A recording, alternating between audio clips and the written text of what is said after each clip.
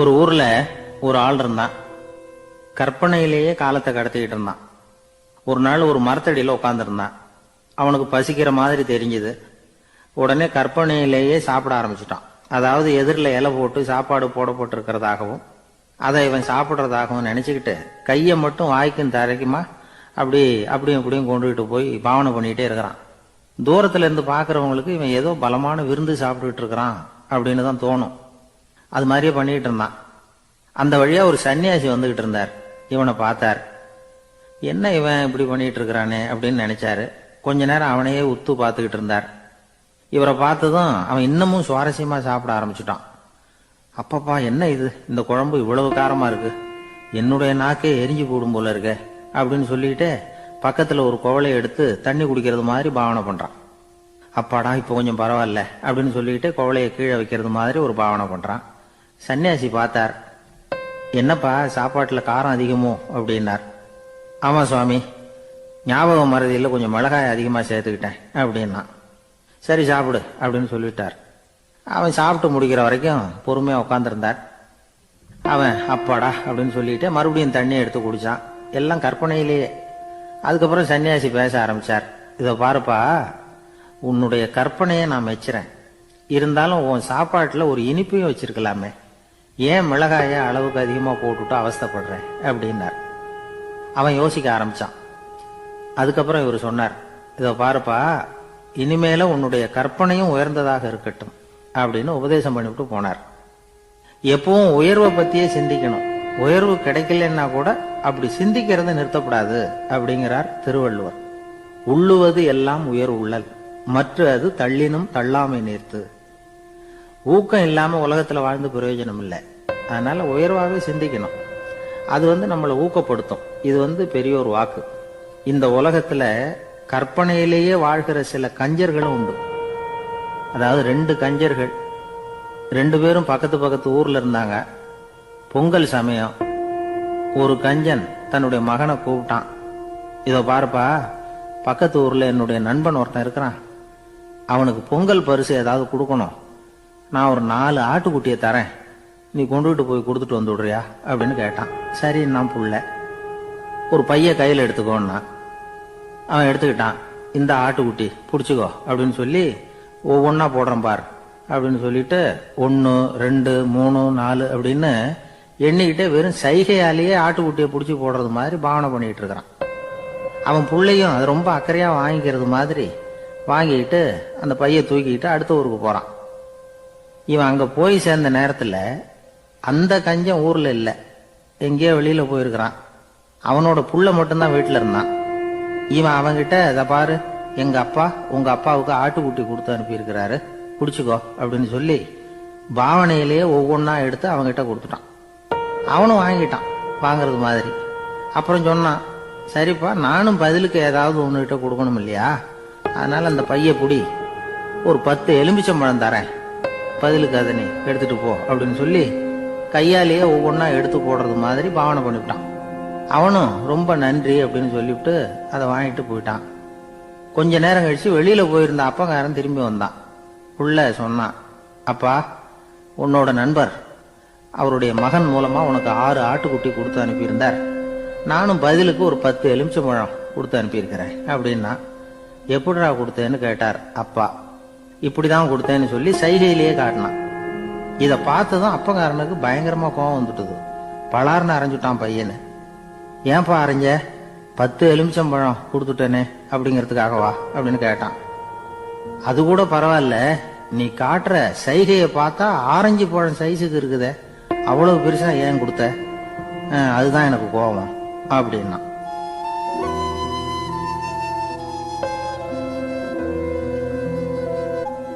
ஒரு ஊர்ல ஒரு சித்தர் இருந்தார். சூஃபி சித்தர். அவர் ஞானம் பெற்ற ஒரு சித்தர். ஒரு நாள் அந்த நாட்டு மன்னன் அவரை பார்க்கறதுக்காக வந்தான். என்ன வேணும் உனக்குன்னு கேட்டார். நான் கடவுளை பார்க்கணும், அதுக்கு நீங்க தான் உதவி பண்ணணும் அப்படின்னா அவன். சித்தர் கொஞ்சம் யோசனை பண்ணார். சரி, போயிட்டு நாளைக்கு வாங்கினார். அதே மாதிரி மன்னன் போயிட்டு அடுத்த நாள் வந்தான். இங்க நீ என்னோட 1 வாரம் தங்கியிருக்க வேண்டியிருக்கும்னார். சரின்னா ஒரு பிச்சை பாத்திரத்தை தூக்கி கையில கொடுத்தார். அவனுக்கு ஒன்றும் புரியல. இருந்தாலும் வாங்கிக்கிட்டான். வாங்கிக்கிட்டு இதை என்ன செய்யணும் அப்படின்னு கேட்டான். இதை ஒன்றும் செய்ய வேணாம், இதை எடுத்துக்கிட்டு பக்கத்தில் உள்ள கிராமங்களுக்கு போ, வீடு வீடா பிச்சை எடுத்துக்கிட்டு வா.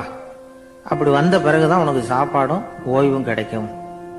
ஒரு வாரம் இப்படி செய், அதுக்கப்புறம் 8வது நாள் நாம கடவுளை பத்தி யோசிக்கலாம் அப்படின்னார். இப்படி ஒரு சொன்னதை கேட்டதும் அந்த அரசனுக்கு அதிர்ச்சி ஆயிட்டுது. ஒரு மாதிரி ஆயிட்டான். தன்னுடைய சொந்த நாட்டில் சொந்த குடிமக்கள் கிட்ட போய் பிச்சை எடுக்கிறதா அப்படின்னு யோசனை பண்ணி பார்த்தான். அதுக்கப்புறம் மெதுவா அவன் அந்த சித்தரை பார்த்தான். ஐயா, சொந்த நாட்டிலேயே பிச்சை எடுக்கிறதுன்னா எனக்கு ஒரு மாதிரியா இருக்கு, வெக்கமா இருக்கு. நான் வேணும்னா வெளி தேசத்துல எங்கேயாவது போய் பிச்சை எடுக்கவா அப்படின்னு கேட்டான். இதுக்கு அந்த சித்தர் ஒரு சம்மதிக்கல. இதோ பாரு, உன்னால பிச்சை எடுக்க முடியலன்னா பேசாம திரும்பி அரண்மனைக்கே போயிடு. அதுக்கப்புறம் கடவுளை பத்தி எல்லாம் பேசுறதுக்கு என்னை தேடிட்டு வரக்கூடாது அப்படின்னு விட்டார். மன்னன் தயங்கினான். இருந்தாலும் மனசை சரி பண்ணிட்டு சம்மதிச்சான். சரிங்க, ஒரு வாரம் இங்க தங்குறேன், நீங்க சொல்றது மாதிரி பக்கத்து கிராமங்களுக்கு போறேன், வீடு வீடா பிச்சை எடுக்கிறேன், வர்றேன் அப்படின்னா. ஒரு வாரம் தெரு தெருவா பிச்சை பாத்திரத்தோட அலைஞ்சான். சொந்த ஊர்ல சொந்த குடிமக்கள் கிட்ட பிச்சை எடுத்தான். 7 நாள் முடிஞ்சது. 8வது நாள் அந்த சித்தர் மன்னனை கூப்பிட்டார். இப்படி வாழ்னார். வந்தான்.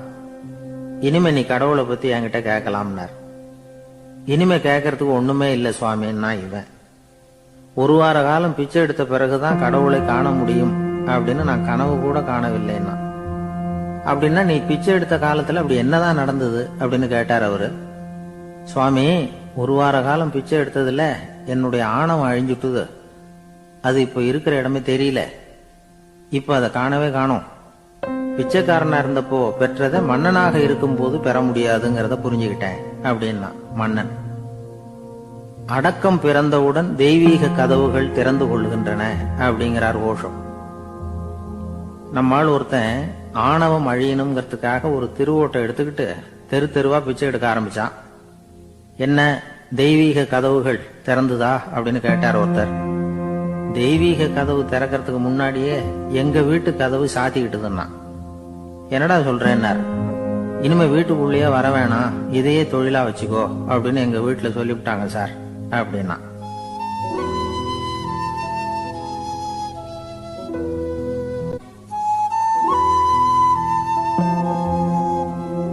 ஒரு பள்ளிக்கூடம் வகுப்பு நடந்துகிட்டு இருக்கு. ஆசிரியர் பாடம் நடத்திக்கிட்டு இருக்கிறார். நடத்தி முடிச்ச உடனே கேட்டார், மாணவர்களே, இதுவரைக்கும் நான் நடத்தின பாடத்துல உங்களுக்கு ஏதாவது சந்தேகம் இருக்கா அப்படின்னு கேட்டார். அப்புறம் ஒவ்வொருத்தரா கேட்டார். ஒரு மாணவன் எழுந்திருச்சான். சார், எனக்கு சந்தேகம் எதுவுமே இல்லைன்னா. ஏன்னு கேட்டார். ஏன்னா எனக்கு நீங்க நடத்தின பாடம் தெளிவா புரிஞ்சுட்டுது, அதனால சந்தேகம் வரலன்னா. இன்னொரு மாணவன் எழுந்திருச்சான். சார், எனக்கும் சந்தேகம் எதுவும் இல்லைன்னா. ஏண்டான்னு கேட்டார். ஏன்னா எனக்கு நீங்க நடத்தின பாடம் எதுவுமே புரியல, அதனால சந்தேகம் வரல அப்படின்னா. இந்த இடத்துல நாம கொஞ்சம் சிந்திச்சு பார்க்கணும். இந்த உலகத்துல எல்லாம் புரிஞ்ச ஒருத்தனுக்கும் சந்தேகம் வராது, எதுவுமே புரியாத ஒருத்தனுக்கும் சந்தேகம் வராது. அறகுறையா புரிஞ்சுக்கிட்டவன் இருக்கான் பாருங்க, அவனுக்கு தான் அடிக்கடி சந்தேகம் வரும். ஆக மாணவர்களை இந்த 3 வகையா பிரிக்கலாம். அதே மாதிரி தான் மனிதர்களையும் 3 வகையா பிரிக்கிறாங்க ஆன்மீகவாதிகள். ஒரு ஆன்மீக பெரியவர் என்ன சொல்றார் தெரியுமா? இந்த உலகத்துல 3 வகையான மனிதர்கள் இருக்கிறாங்களாம். முதல் வகை எப்படி தெரியுமா? இவங்களுக்கு எதையும் தெரிஞ்சுக்கணுங்கிற அவசியமே கிடையாது. ஏன்னா அவங்களுக்கு எல்லாமும் தெரியும். இவங்க ஞானத்தின் முழு வடிவா இருக்கிற காரணத்தினால அவங்களுக்கு எந்த சந்தேகமும் இல்லை, எந்த கேள்விகளும் கிடையாது. இந்த நிலையில இருக்கிறவன் கிருஷ்ணன். எல்லாத்துக்கும் விட தெரிஞ்சுக்கிட்ட நிலையில அவன் விடையாக மாறிவிட்டான் அப்படின்னு சொல்லுவாங்க. 2வது நிலையில இருக்கிறவன் அர்ஜுனன். இவனுக்கு எப்ப பார்த்தாலும் கேள்விதான், சந்தேகம்தான். பதில் சொல்ல சொல்ல அவனுக்கு இருக்கிற சந்தேகமும் அதிகமாகிட்டே இருக்கும், குறையவே குறையாது. அர்ஜுனன் மாதிரி உள்ளவங்க எப்பவும் கேள்வி கேட்டுக்கிட்டே இருப்பாங்க. ஒரு கேள்விக்கு விட கிடைச்சுட்டுன்னு வைங்க, உடனே இன்னொரு கேள்வி அவங்க கிட்ட இருந்து வரும். கிருஷ்ணனுடைய நிலை எப்படின்னா அது கேள்விகளே அற்ற ஒரு நிலை. அர்ஜுனனுடைய நிலை எப்படின்னா அது கேள்விகளை தவிர வேறு எதுவும் அற்ற ஒரு நிலை. இவங்களை தவிர இன்னொரு ஆள் இருக்கிறான், அவனுக்கும் கேள்விகள் அற்ற ஒரு நிலை தான். அவன் யாருன்னா துரியோதனன். இவனுக்கு தெரிஞ்சுக்கணுங்கிற எண்ணமே சுத்தமா கிடையாது. ஆவலே இல்லைங்கிறதுனால அதை புரிஞ்சுக்கணுங்கிற அவசியமும் இல்லை. அதனால அவனுக்கு கேள்விகள் அற்ற ஒரு நிலையில அவன் இருந்துகிட்டு இருக்கிறான். எல்லா பதிலும் தெரிந்து கொண்ட நிலையில கிருஷ்ணனும் கேள்விகள் அற்ற நிலையில இருக்கிறான். தெரிஞ்சுக்கணுங்கிற ஆவலே இல்லாத துரியோதனனும் கேள்விகள் அற்ற நிலையிலேயே இருக்கிறான். இப்படியும் இல்லாம அப்படியும் இல்லாம ரெண்டும் கெட்ட நிலையில இருக்கிறானே, அவன் தான் அர்ஜுனன். அதனால பெரியவங்கள்லாம் என்ன சொல்றாங்கன்னா, இந்த உலகத்துல அர்ஜுனன்களா இருக்கிறவங்க ஒண்ணு துரியோதனனா மாறிடணும், இல்லைன்னா கிருஷ்ணனா மாறிடணும். இதை தவிர வேற வாய்ப்பு இல்லை. துரியோதனன் மாதிரி உள்ளது விலங்கு நிலை, கிருஷ்ணன் மாதிரி உள்ளது தெய்வ நிலை. அர்ஜுனன் விலங்காவும் ஆக முடியல, தெய்வமாவும் ஆக முடியல. இப்படி ரெண்டும் கெட்டானா இருக்கிற வரைக்கும் இந்த கேள்விகளும் பிரச்சனைகளும் இருந்துகிட்டே தான் இருக்கும். இதுதான் பெரியவர்கள் சொல்லுகிற அனுபவ உண்மை. ஒரு ஆசிரியர் ரொம்பவும் விரிவா விளக்கமா பாடம் நடத்தின பிறகு, மாணவர்களே ஏதாவது சந்தேகம் இருந்தா கேளுங்கன்னாராம். ஒரு மாணவன் எழுந்திருச்சான். சார், எனக்கு ஒரு சந்தேகம்னா. என்னன்னு கேட்டார். இது வரைக்கும் என்ன பாடம் சார் நடத்துனீங்க அப்படின்னா அந்த பையன்.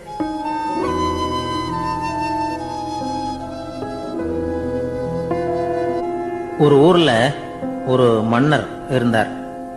ஒரு நாள் அவருடைய அரசவைக்கு ஒரு ஓவியன் வந்தான்.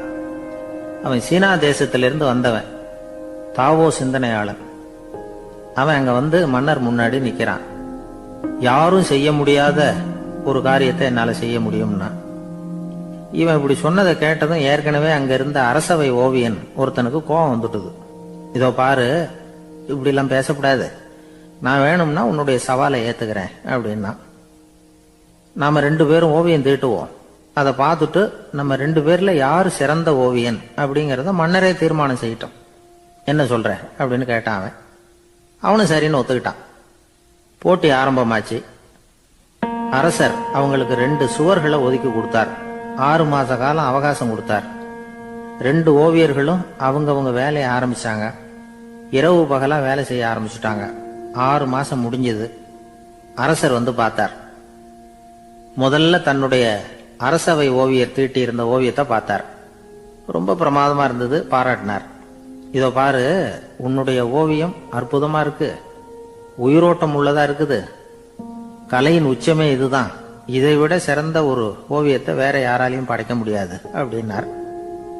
அதுக்கப்புறம் அந்த சீன ஓவியன் கிட்ட போனார். எங்க உன்னுடைய ஓவியம்னு கேட்டார். திரைச்சீலையை விலக்கி விட்டு பாருங்கன்னா. மன்னர் அந்த திரைச்சீலையை விளக்குனார்.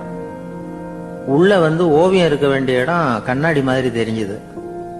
அவன் அந்த 6 மாச காலமா அந்த சுவரை தேய்ச்சி தேய்ச்சி கண்ணாடி மாதிரி ஆக்கி வச்சிருக்கிறான்.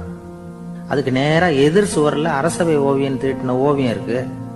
அது எதிரில் இருந்த இந்த கண்ணாடியில பட்டு பிரதிபலிக்குது. மன்னர் யோசனை பண்ண ஆரம்பிச்சார்.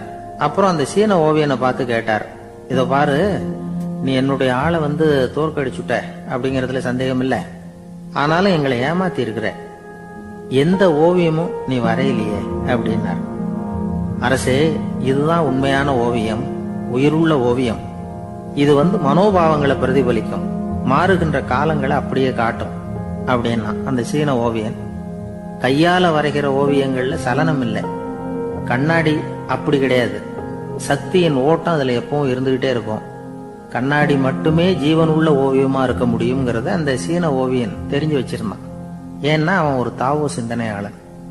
ஒவ்வொரு குழந்தையும் இந்த கண்ணாடியோட தான் பிறக்குது. ஆனா நாம என்ன செய்யறோம்னா, ஓவியங்களை கண்ணாடி மீது பதிப்பிச்சு விடுறோம். கண்ணாடி நம்மளை பிரதிபலிக்குது.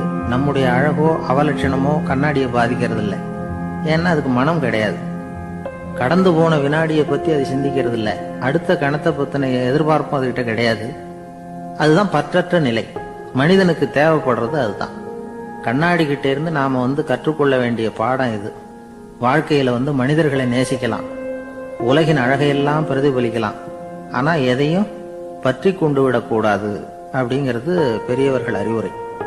துயரம்ங்கிறது பற்றுக்களின் சாயை. கண்ணாடி முன்னாடி நிக்கிறப்போவெல்லாம் நமக்கு இந்த ஞாபகம் வரணுமா. ஒரு குடும்ப தலைவர் ஒரு நாள் காலையில விடிஞ்சு எழுந்திரிச்சதும் சத்தம் போட்டார். யார் இந்த கருங்குரங்கு படத்தை என் ரூம்ல கொண்டாந்து மாட்டி வச்சது அப்படின்னு கத்தினார். சமையல் கட்டில இருந்து மனைவி பதில் சொன்னாங்க. தூக்க கலக்கத்துல உளராதுங்க, நல்லா பாருங்க, அது படம் கிடையாது, முகம் பார்க்கிற கண்ணாடி அப்படின்னாங்க.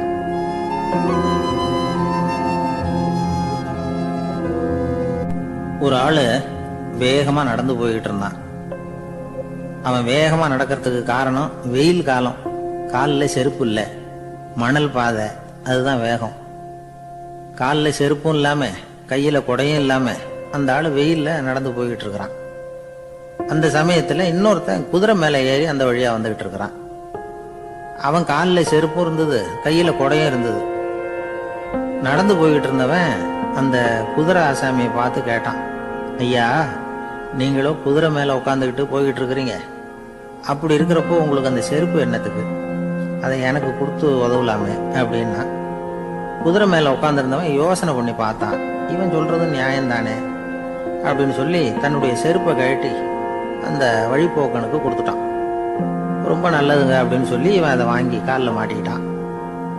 அதுக்கப்புறம் மறுபடியும் இவன் ஆரம்பிச்சான், ஐயா, நீங்க குதிரையில போறதுனால போக வேண்டிய இடத்துக்கு வேகமா போய் சேர்ந்துருவீங்க, அதனால உங்க கையில் அந்த குடை என்னத்துக்கு, நான் நடந்து போயிட்டு இருக்கிறவன் ரொம்ப நேரம் நடக்க வேண்டியிருக்கும் இந்த வெயில்ல, அதனால அந்த கொடையையும் எனக்கு கொடுங்களேன் அப்படின்னா. குதிரை வீரன் யோசனை பண்ணி பார்த்தான், இதுவும் நியாயம்தானே அப்படின்னு அவனுக்கு தோணுச்சு. உடனே இறக்கப்பட்டு தன் காலில் இருந்த செருப்பை கொடுத்தது மாதிரியே தன் கையில் இருந்த கொடையையும் இவங்கிட்ட கொடுத்துட்டான். அதுக்கப்புறம் அவன் நிம்மதியா புறப்பட்டான். இப்ப மறுபடியும் கை தட்டி அவனை நிறுத்தினான். கீழே நின்றுட்டு இருந்தவன், என்னப்பா ஏன் என்ன நிறுத்தின, இன்னும் ஏதாவது வேணுமா உனக்கு அப்படின்னா குதிரையில இருந்தவன். இவன் மெதுவா வாயை திறந்து அந்த குதிரையையும் என்கிட்ட கொடுத்துருங்களேன்னா. அந்த குதிரை வீரன் இப்போ ஒரு கணம் யோசனை பண்ணி பார்த்தான். உடனே என்ன பண்ணான் தெரியுமா, தன்கிட்ட இருந்த குதிரை சவுக்கை எடுத்தான். குதிரை சவுக்கால அந்த ஆளை வாங்குவாங்கன்னு வீசி தள்ளிவிட்டான். இவ்வளவு சவுக்கடியும் வாங்கிட்டு இந்த ஆள் என்ன பண்ணான் தெரியுமா, சிரிக்கிறான். அடி வாங்கிட்டு யாராவது சிரிப்பாங்களா? குதிரை வீரனுக்கு ஒன்றும் புரியல. என்னப்பா அது, ஏன் இப்படி அடி வாங்கிட்டு இப்படி சிரிக்கிறியே அப்படின்னு கேட்டான். இப்ப அந்த வழிபோக்கன் சொல்றான், ஐயா, நான் இப்படி சிரிக்கிறதுக்கு காரணம் இருக்கு. இப்படி குதிரை கேட்டு உங்ககிட்ட அடி வாங்கலைன்னு வச்சுக்கோங்க, என் உயிர் உள்ள வரைக்கும் மனசுல ஒரு தவிப்பு இருந்துகிட்டே இருக்கும். செருப்பையும் கொடையையும் கேட்ட உடனே கொடுத்தவன் குதிரையையும் கேட்டிருந்தா கொடுத்துருப்பானோ அப்படிங்கிற பேராசையில ஏங்கிக்கிட்டே இருந்திருப்பேன். இப்போ உங்ககிட்ட அடி வாங்கின பிறகு என்னுடைய அந்த சந்தேகம் தீர்ந்து போச்சு. என்னுடைய ஆசைக்கு எல்லை எது அப்படிங்கறத எனக்கு புரிஞ்சுட்டுது அப்படின்னு சொல்லிவிட்டு அவன் நடக்க ஆரம்பிச்சுட்டானான். ஆசைக்கும் எல்லை உண்டு அப்படிங்கிறத விளக்கறதுக்காக வாரியார் சுவாமிகள் சொல்ற கதை இது. இந்த காலத்திலயும் ஒருத்தன் அது மாதிரி கொடை செருப்போட குதிரையில போய்கிட்டு இருந்தான். எதிரில் நடந்து வந்தவன், ஐயா, உங்க கொடையை எனக்கு கொடுங்களேன்னு கேட்டான். உடனே அவன் குதிரையிலிருந்து கீழே குதிச்சு அவனை சாட்டையால் அடிக்க ஆரம்பிச்சுட்டான். இன்னொருத்தர் அந்த வழியா வந்தவர் இதை பார்த்தார். ஏன்பா, அவன் கேட்டான், உன்னால முடியலன்னா இல்லைன்னு சொல்லிட வேண்டியது தானே, அதுக்காக ஏன் இப்படி அவனை போட்டு அடிக்கிறேன்னு கேட்டார்.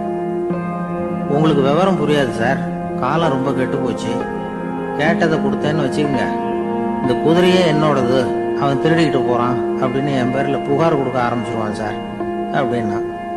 அது எப்படி அவ்வளவு உறுதியா சொல்றேன்னு கேட்டார் அவரு.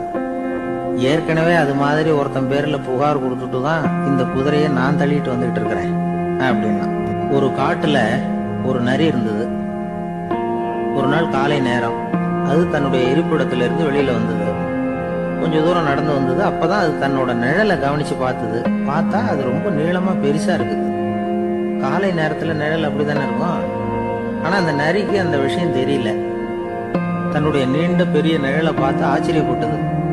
ஆஹா, நாம இவ்வளவு பெருசாவா இருக்கிறோம் அப்படின்னா என்னுடைய காலை சாப்பாட்டுக்கு ஒரு யானை இல்லைன்னா ஒரு ஒட்டகம் கிடைச்சாதான் சரியா இருக்கும் போல இருக்கு அப்படின்னு முடிவு பண்ணிட்டு உடனே ஒரு யானை அல்லது ஒட்டகத்தை தேடி அலைஞ்சது. எங்க கிடைக்கும்னு கிடைக்கவே இல்லை. மத்தியானம் 12 மணி ஆயிட்டுது. பசியோட அலையுது. இப்ப தன்னோட நிழலை பார்த்தது. அது மத்தியான நிழல் எப்படி இருக்கும், அது ரொம்பவும் குறுகி போய் தெரிஞ்சது. உடனே அந்த நரி என்ன நினைச்சுக்கிட்டு தான் தெரியுமா, காலை ஆகாரம் சாப்பிடாததுனால நம்ம உடம்பு இப்படி அழிச்சு போட்டுதே அப்படின்னு நினைச்சுக்கிட்டு தான். கொஞ்ச நேரம் கழிச்சு மறுபடியும் தன்னுடைய நிழலை பார்க்குது. அது இன்னமும் குறுகி போய் காலடியிலேயே வந்துட்டுது. அதுக்கு பயமா போயிடுது. ஐயோ, இன்னும் கொஞ்ச நேரத்துல நாம இறந்துருவோம் போல இருக்க, இப்ப என்ன செய்யறது இந்த சமயத்துல ஒரு எறும்பு கிடைச்சா கூட போதும், அதை நம்ம காலை ஆகாரமா நினைச்சு சாப்பிட்டுள்ளாமே அப்படின்னு நினைச்சுதான். நம்முடைய நிழல் கூட நம்மள மாதிரியே தான் அடிக்கடி மாறிக்கிட்டே தான் இருக்குது. அது எப்பவும் ஒரே மாதிரி இருக்கிறது இல்ல. மனிதனுக்கு ஏற்படுகிற தன்முனைப்பு இருக்கு பாருங்க, ஈகோ, அது கூட ஒரு நிழல் மாதிரி தானா. அப்படி நினைக்க ஆரம்பிச்சுட்டா அதனால ஏதும் பிரச்சனை வராதான். தன்முனைப்பை நிழல் போலவே ஏற்றுக்கொள்ளுங்கள் அப்படிங்கிறது பெரியவங்க கருத்து. ஒரு காரியத்தை வெற்றிகரமா நல்ல விதமா செஞ்சு முடிக்கிறோம்னு வச்சுக்கோங்க, அந்த சமயத்துல ஒரு வித நுட்பமான தற்பெருமை நமக்குள்ள உண்டாகுது. இது இயற்கையானது, அதனால இது மேல பற்று வைக்கக்கூடாது. அப்படி வைக்க ஆரம்பிச்சுட்டா அந்த தற்பெருமை ஒரு நிரந்தர விருந்தாளியா நம்ம கிட்ட தங்கிக்கும். நம்ம நிழல் எப்படின்னு பாருங்க, நாம நடக்கும் பொழுது நம்ம பின்னாடியே வரும். தன்முனைப்பையும் அப்படியே நினைச்சுக்குங்க. நிழல் யாருக்கும் எந்த பிரச்சனையையும் உண்டாக்குறது இல்லை. ஆனா அந்த நிழலை கண்டே நாம பயப்பட ஆரம்பிச்சுட்டா நாம எதுலையும் வெற்றி காண முடியாது. நிழலோட சண்டை போடக்கூடாது. அது மாதிரி தன்முனைப்போடவும் நாம சண்டை போட வேண்டியதில்லை. இல்லாத ஒன்றோடு சண்டை போடுறது எப்படின்னா, அது இருட்டோட சண்டை போடுறது மாதிரி. நாம நிழல் கிடையாது, நம்ம கிட்ட இருக்கிற தன்முனைப்பு ஒரு நிழல். நம்ம நிழலையும் நமக்கு சமமா பாக்குறோம் பாருங்க, அங்கதான் சிக்கலே ஆரம்பம். இப்போ நாம நடந்து போய்கிட்டு இருக்கிறோம், நம்ம நிழல் தரையில விழுது. யாரோ ஒருத்தர் நம்ம நிழல் மேல காலை வச்சு நடந்து போறார். உடனே அவர்கிட்ட சண்டைக்கா போறோம், ஏண்டா என் நிழலை மிதிச்ச அப்படின்னு. நமக்கு தெரியும் அது நிழல் தாங்கிறது. அவர் உங்க மேல நடக்கல, உங்களுடைய நிழல் மேலதான் நடக்கிறார். அது மாதிரி உங்க தன்முனைப்பின் மேல யாராவது நடந்தா உங்களை அவமானப்படுத்துறதா நினைக்கிறீங்க. காரணம், நாமளும் நம்ம தன்முனைப்பும் ஒண்ணுங்கிற நினைப்பு தான் காரணம், மற்றபடி வேற ஒண்ணும் கிடையாது. நம்ம நிழல் மேல நடக்கிறவர் நம்மளை காயப்படுத்துறது இல்லை. தன்முனைப்பை வேண்டாத ஒன்னாவும் பார்க்க வேண்டியதில்லை. அது இயற்கை. நிழலை உங்க முன்னாடி வைக்க வேணாம், அது உங்க பின்னாடியே இருக்கட்டும். நிழலின் நிழலாகி விடாதீர்கள், நீங்கள் நீங்களாகவே இருங்கள். இதுதான் சான்றோர் சிந்தனை. ஒரு பேருந்துல ஒரே நெரிசல்.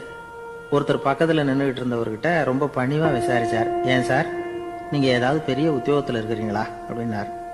அப்படிலாம் ஒண்ணும் இல்லைங்கன்னார் அவரு. அப்படின்னா வேற ஏதாவது அரசியல்ல பெரிய பதவியில் இருக்கிறீங்களா அப்படின்னு கேட்டார். அதுவும் இல்லைங்கன்னார். சரி, பணமாவது அதிகமா வச்சிருக்கீங்களா அப்படின்னு கேட்டார். அப்படிலாம் ஒன்றும் கிடையாது சார்னார் அவரு. அப்புறம் எதுக்குடா என் காலை மிதிச்சுக்கிட்டு இருக்கிற, எடுறா காலை அப்படின்னாராம் இவர். ஒரு ரயில் வேகமா போயிட்டு இருக்கு. அது ஒரு ரயில்வே ஸ்டேஷன்ல கொஞ்ச நேரம் நின்னுது. அப்போ அதுல ஒரு ஆள் ஏறினார். தலையில ஒரு மூட்டையை வச்சிருந்தார். மூட்டையை தலையில சுமந்துக்கிட்டே உள்ள வந்தாரு. மூட்டையை தலையில சுமந்துக்கிட்டே ஒரு இடத்துல உட்கார்ந்தார். ரயில் மறுபடியும் புறப்பட்டது. இவர் தன் தலையில இருந்த மூட்டைய கீழே இறக்கி வைக்கணும்ல, வைக்கல, சுமந்துக்கிட்டே வர்றார். எதிரில் உட்கார்ந்துருந்தவர் கேட்டார், ஏங்க ஏன் இப்படியே உட்கார்ந்துருக்கிறீங்க தலையில மூட்டையை வச்சுக்கிட்டு, மூட்டையை கீழே இறக்கி வைக்கலாமே அப்படின்னார். வேணாங்க, பாவம், தலையில இருக்கிற மூட்டையை இறக்கி ரயில்ல வச்சா ரயிலுக்கு பாரம் அதிகமா இருக்கும் அப்படின்னார் அவரு. இப்படி ஒரு ஆளை பார்த்தா நமக்கு சிரிப்பு தான் வரும். ஏன்னா ரயிலுங்கிறது அந்த மூட்டையையும் சேர்த்து சுமந்துக்கிட்டு தான் போகுது. அவன் அந்த மூட்டையை தலையில வச்சிருந்தாலும் ஒண்ணுதான், தரையில வச்சிருந்தாலும் ஒண்ணுதான். அதனால ரயிலுக்கு எந்த மாற்றமும் ஏற்பட போறதில்லை. அதே மாதிரி தான் நம்ம மனமும். இதுவும் ஒரு தேவையில்லாத சுமை, அனாவசியமா சுமந்துகிட்டு இருக்கிறோம். இத கீழே இறக்கி வச்சுட்டா வாழ்க்கை பிரயாணம் சுகமா இருக்கும். ரயில் பிரயாணம் பண்ற அந்த ஆள் மூட்டையை சுமக்கிறான், வாழ்க்கை பிரயாணம் பண்ற நாம மனசை சுமக்கிறோம். இது ரெண்டுக்கும் எந்த வித்தியாசமும் இல்லை.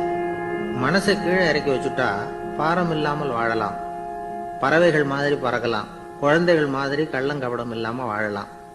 இந்த வெளி உலகத்துல நாம நிலை பெற்று இருக்கணும், வேரூன்றி இருக்கணும். அதே சமயம் நம்முடைய உள் வெளியில ஆன்மீக வாழ்க்கையில பாரம் இல்லாம இருக்கணும்.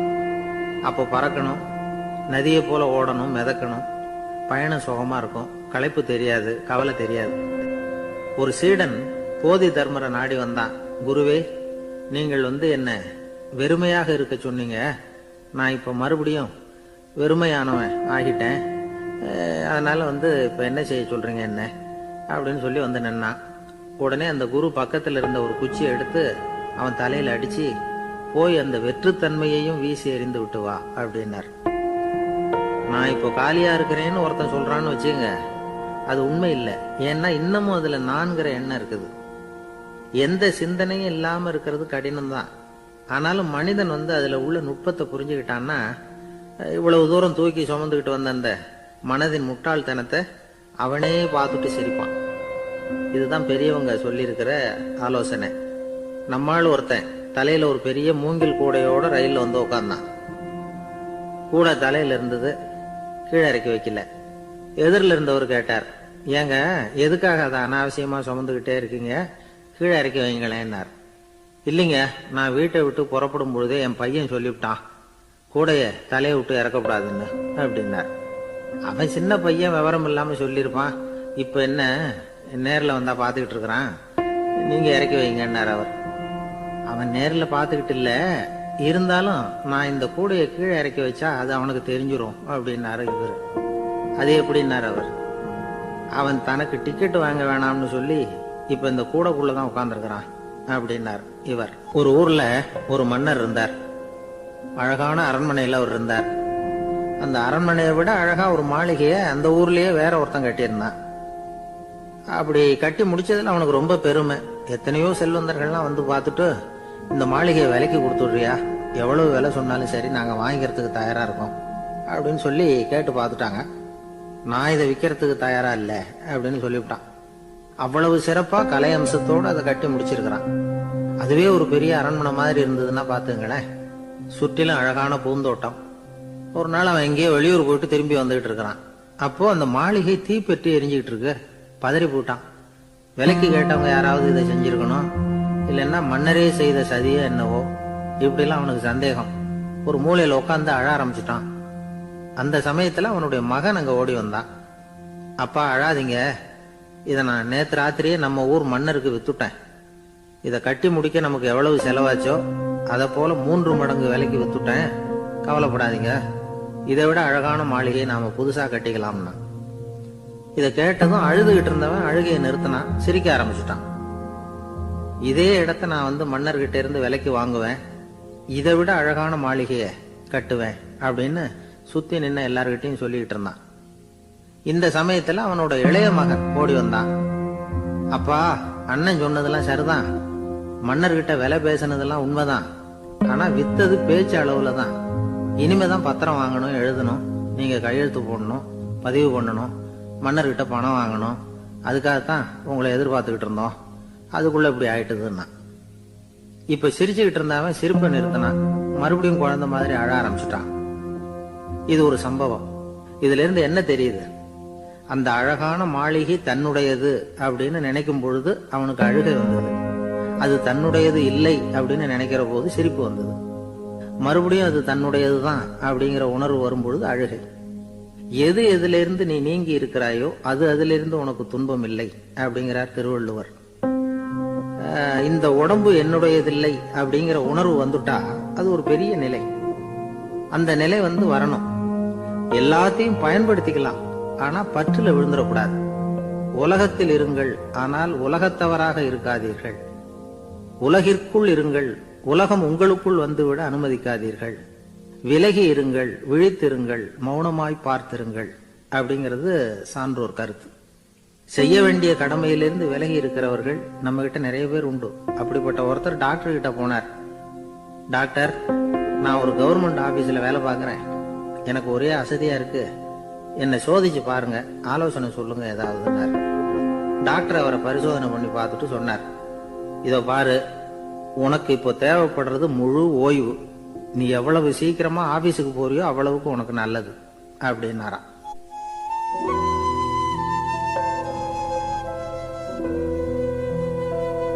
எனக்கு தெரிஞ்ச ஒருத்தர் இருக்கார். அவரு ஒரு பெரிய காவல்துறை அதிகாரி, ரொம்ப கண்டிப்பானவர். அவரை கண்டாவே எல்லாரும் பயப்படுவாங்க. அப்படிப்பட்டவர் வீட்டுக்கு போனா அப்படியே அடியோட மாறிடுவார். அங்க போய் பாத்தீங்கன்னா குழந்தைகளோட குழந்தையா அவர் விளையாடிக்கிட்டு இருப்பார். அலுவலக சமயத்துல பாத்தீங்கன்னா குதிரை முதுகுல அவர் உட்கார்ந்துருப்பார். வீட்டுல பாத்தீங்கன்னா அவர் முதுகுல குழந்தை உட்கார்ந்துருக்கும். அவரு குதிரை மாதிரி போயிட்டு இருப்பார். இது எப்படிங்க முடியுது உங்களால அப்படின்னு கேட்டாங்க. அது ஒண்ணுமில்ல, இங்க வீட்டுக்கு வந்த உடனே என்னோட மனசை தனியா எடுத்து வச்சிருவேன் அப்படின்னார். அது என்னங்க உங்க சட்ட பயிலியா இருக்குது மனசு, அது தனியா எடுத்து வைக்கிறதுக்கு அப்படின்னு கேட்டாங்க. அப்படி இல்லைங்க, இது ஒரு பயிற்சி, மனப்பயிற்சி, அவ்வளவுதான் அப்படின்னார். இப்படி சமயம் பார்த்து மனசை தனியா வச்சுட தெரிஞ்சவங்க வாழ்க்கையில எப்பவும் உற்சாகமா இருப்பாங்க அப்படிங்கிறது பெரியவங்க கருத்து. ஒரு டாக்டர் ஆஸ்பத்திரியில் இருக்கிற வரைக்கும் டாக்டரா இருக்கலாம், அவர் மனைவிட்டையும் அவர் டாக்டரா இருக்க வேண்டிய அவசியம் இல்லை. ஒரு வக்கீல் கோர்ட்ல இருக்கிற வரைக்கும் வக்கீலா இருக்கலாம், வீட்டுக்கு வந்ததுக்கு அப்புறமும் வக்கீலா இருக்க வேண்டிய அவசியம் கிடையாது. வீட்டுல குழந்தைகள் கிட்ட விளையாடும் பொழுதும் அதுகள் கிட்ட ஃபீஸ் கேட்டுட்டு இருக்க கூடாது. நாம எப்படி இருக்கணும்னு பெரியவங்க சொல்றாங்கன்னா, மனசோட சேரப்படாதான், அப்படி சேராம வாழ்க்கையை கவனிக்கணுமா. மனசை அப்படியே தனியா எடுத்து பக்கத்துல வச்சுடணும். அப்படின்னா அதை அப்படியே தூக்கி எறிஞ்சுடு அப்படின்னு அர்த்தம் இல்லை. ஏன்னா மனசுங்கிறது நமக்கு உபயோகப்படக்கூடிய ஒண்ணுதான். எப்ப எப்போ அது தேவையோ அப்பப்போ எடுத்து உபயோகப்படுத்திக்கணும். தேவைப்படுறப்போ எடுத்து கண்ணாடியை மாட்டிக்கிறோம்ல, படிக்கும் பொழுது கண்ணாடி தேவைப்படுது, எடுத்து மாட்டிக்கிறோம் இல்லையா, அது மாதிரி கணக்கு போடுறதுக்கு மனசு தேவை. கடைக்கு போய் ஒரு பொருள் வாங்குறோம், காசு கொடுக்குறோம், மீதி சில்லறை சரியா இருக்கா அப்படின்னு எண்ணி பார்த்து வாங்க வேண்டியிருக்கு. அந்த சமயத்துல மனசை எடுத்து தனியா வச்சுட்டேன் அப்படின்னு சொல்லிட்டு இருக்க கூடாது. பரீட்சைக்கு படிக்க வேண்டியிருக்குது, படிச்சதையெல்லாம் அப்படியே நினைவுல வச்சுக்க வேண்டியிருக்கு, அந்த சமயத்துல மனசை தூக்கி எறிஞ்சுட்டேன் சார் அப்படின்னு சொல்லிட்டு இருக்க கூடாது. அப்படி சொன்னா பரீட்சை நம்மளை தூக்கி எறிஞ்சிடும். அதனால தேவைப்படுறப்போ மனசை உபயோகப்படுத்தணும், தேவையில்லாதப்போ அது தனியா ஓய்வு எடுத்துக்க விட்டுடணும். இப்படி நாம பழக்கப்படுத்திக்கிட்டா வாழ்க்கைங்கிறது நமக்கு புதுசா தெரியுமா. மனசுக்கும் ஒரு சக்தி கிடைக்கும். எந்திரங்களுக்கு ஓய்வு கொடுக்கற மாதிரி மனசுக்கும் ஓய்வு கொடுக்கணும், இல்லைன்னா அது களைச்சு போயிடும். குழந்தைகள் மனசை சுமந்துகிட்டு இருக்கிறது இல்ல, இது முதியவர்கள் குழந்தைகள் கிட்டே இருந்து கத்துக்க வேண்டிய ஒரு பாடம். ஆனாலும் இந்த கால குழந்தைகள் கிட்ட ரொம்ப எச்சரிக்கையா இருக்க வேண்டியிருக்கு. ஒரு தாத்தாவும் பேரனும் விளையாடிக்கிட்டு இருக்கிறாங்க. தாத்தா, எனக்கு சைக்கிள் ஓட்ட கத்து கொடு அப்படிங்கிறான் பேரன். சைக்கிள் உயரம் கூட இல்ல, அதுக்குள்ள சைக்கிள் ஓட்டணுமா அப்படின்னாரு தாத்தா. ஏன் தாத்தா, ரயில் ஓட்டுறாரே, அவர் என்ன ரயில் நீளமா இருக்கார் அப்படின்னு கேட்டானா அந்த பையன்.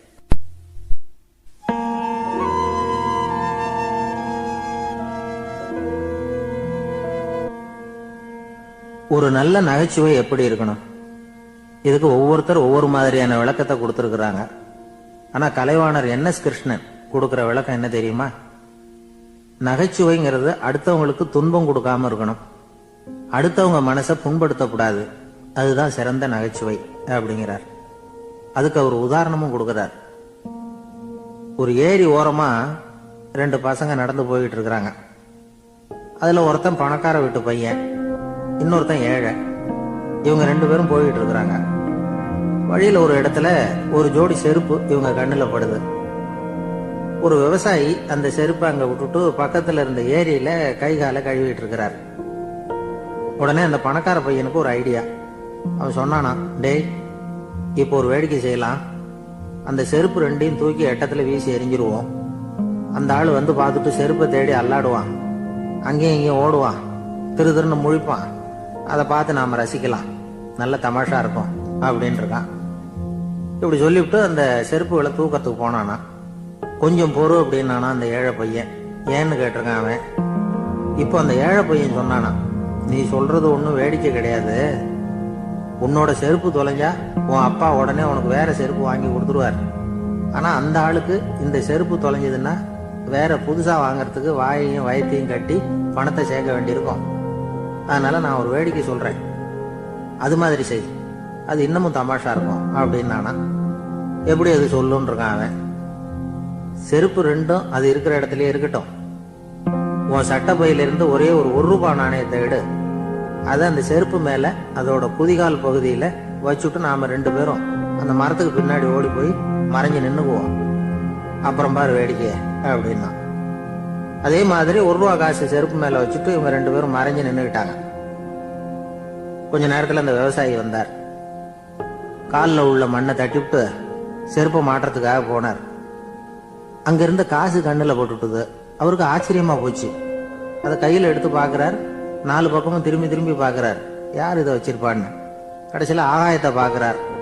ஆண்டவா, இது உன்னோட கருணை தான், நீ தான் யாரோ புண்ணியவான் மனசுல தர்மம் பண்ற எண்ணத்தை உண்டாக்கி இருக்கிற, அந்த புண்ணியவான் நல்லா இருக்கணும் அப்படின்னு வாழ்த்தி அந்த காசை கண்ணுல ஒத்திக்கிட்டாராம். மறைஞ்சிருந்து பார்த்துக்கிட்டு இருந்த ஏழை பையன் இப்படி சொன்னான், பாத்தியா, உன்னை புண்ணியவான்னு வாழ்த்திக்கிட்டு போறார் அந்த ஆள், அவருக்கும் சந்தோஷம், அதை பார்த்து நமக்கும் சந்தோஷம். உனக்கு 1 ரூபாங்கிறது ஒரு பெரிய விஷயம் இல்லை, ஆனா அதனால நமக்கு கிடைச்சிருக்கிற மகிழ்ச்சி ரொம்ப உயர்வானது அப்படின்னு நானா. வேடிக்கையும் கிண்டலும் இது மாதிரி அடுத்தவங்களுக்கு இடைஞ்சலா இல்லாம இருக்கணும் அப்படிங்கிறார் கலைவாணர். ஆனா பாருங்க, அவருக்கே இடைஞ்சலா வர்ற விஷயங்களை கூட அவர் வேடிக்கையா தான் எடுத்துக்கிட்டாராம். ஒரு தடவை ஒருத்தர் கலைவாணர்கிட்ட வந்து, ஐயா என் குழந்தை செத்து போச்சு அப்படின்னு சொல்லி அழுதாராம். உடனே இவர் அவருக்கு 100 ரூபா பணத்தை கொடுத்து, இந்தாங்க அடக்கம் செய்யுங்க அப்படின்னு சொல்லி அனுப்பி வச்சாராம். 1 வருஷம் கழிச்சு மறுபடியும் அதே ஆள் வந்திருக்கார். இவர் மறந்துருப்பாருங்கிற நினைப்புல, அண்ணே என் குழந்தை இறந்து போச்சுண்ணே அப்படின்னாராம்.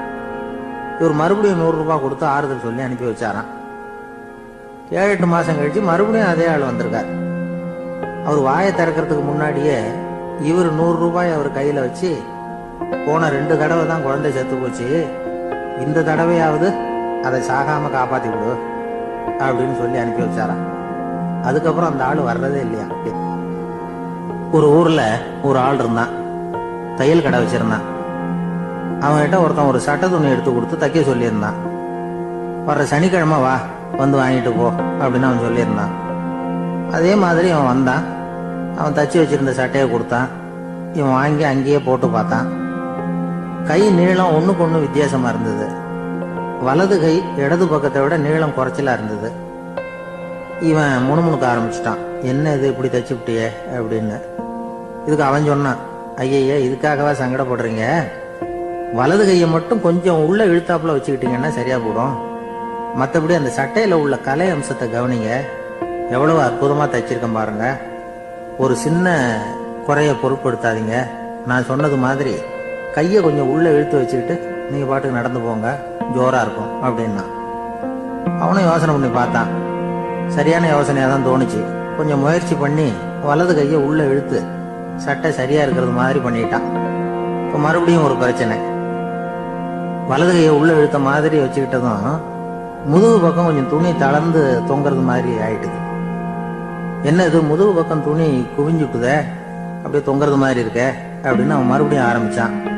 ஐயா இதுக்காகவா கவலைப்படுறீங்க, உடம்பு அதுக்கு தகுந்த மாதிரி கொஞ்சம் வளைச்சுக்கிட்டா போச்சு, இதுக்காக அந்த அழகான தையலை பிரிச்சு அதுல உள்ள கலை அம்சத்தை கெடுக்கிறதுக்கு என் மனசு இடம் கொடுக்கல, எவ்வளவுக்கு தளர்த்தியா இருக்கோ அவ்வளவுக்கு கொஞ்சம் உடம்ப வளைச்சி அப்படியே வச்சுங்க சரியா போடும் அப்படின்னா. இதுவும் நல்ல யோசனையா போடுது அப்படின்னு நினைச்சான் அவன். சரின்னு சொல்லிவிட்டு புறப்பட்டான். தெருவில் இறங்கினான். கையை கொஞ்சம் உள்ள இழுத்தான், உடம்ப கொஞ்சம் வளைச்சி வச்சுக்கிட்டான், சட்டைக்கு தகுந்த மாதிரி பண்ணிட்டான். அப்படியே மெதுவா நடந்து போனான். இப்போ எதிரில் இன்னொருத்தன் வந்தான். இவனை பார்த்தான். இவன் போட்டிருக்கிற சட்டைய பார்த்தான். ஆஹா அற்புதமா இருக்கு. நான் சும்மா சொல்லக்கூடாது, ரொம்ப நல்லா இருக்குது இது, நிச்சயமா இது இந்த ஊர் மேல தெருவில் ஒருத்தன் இருக்கிறானே அவன் தைச்சதா தான் இருக்கணும் அப்படின்னு நானா. இதை கேட்டதும் உனக்கு ஆச்சரியம் ரொம்ப. எப்படி அவ்வளவு கரெக்டா கண்டுபிடிச்சிங்க அப்படின்னு கேட்டிருக்கான். இதுக்கு அந்த வழிபோக்கம் சொன்னானா.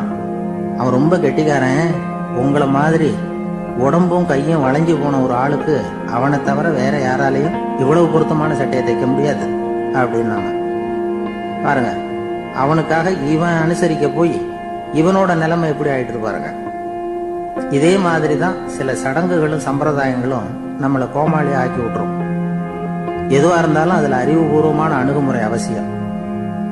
ஒரு நர்ஸ் அவசரமா ஓடி வந்து டாக்டர் கிட்ட சொல்லிச்சான், டாக்டர் ஒரு தப்பு நடந்து போச்சு, 10ஆம் நம்பர் பெட்ல இருக்கிற பேஷண்ட்டுக்கு காலில் ஆபரேஷன் பண்றதுக்கு பதிலா கையில் ஆபரேஷன் பண்ணிவிட்டீங்க, கையை ஆபரேஷன் பண்ண வேண்டிய ஆள் 7ஆம் நம்பர் பெட்ல இருக்கார் அப்படின்னு தான். இதுக்கு அவர் பதட்டப்படாம சொன்னாராம், பரவாயில்ல இவரை தூக்கி 7ஆம் நம்பர் பெட்ல போட்டுரு அப்படின்னாராம்.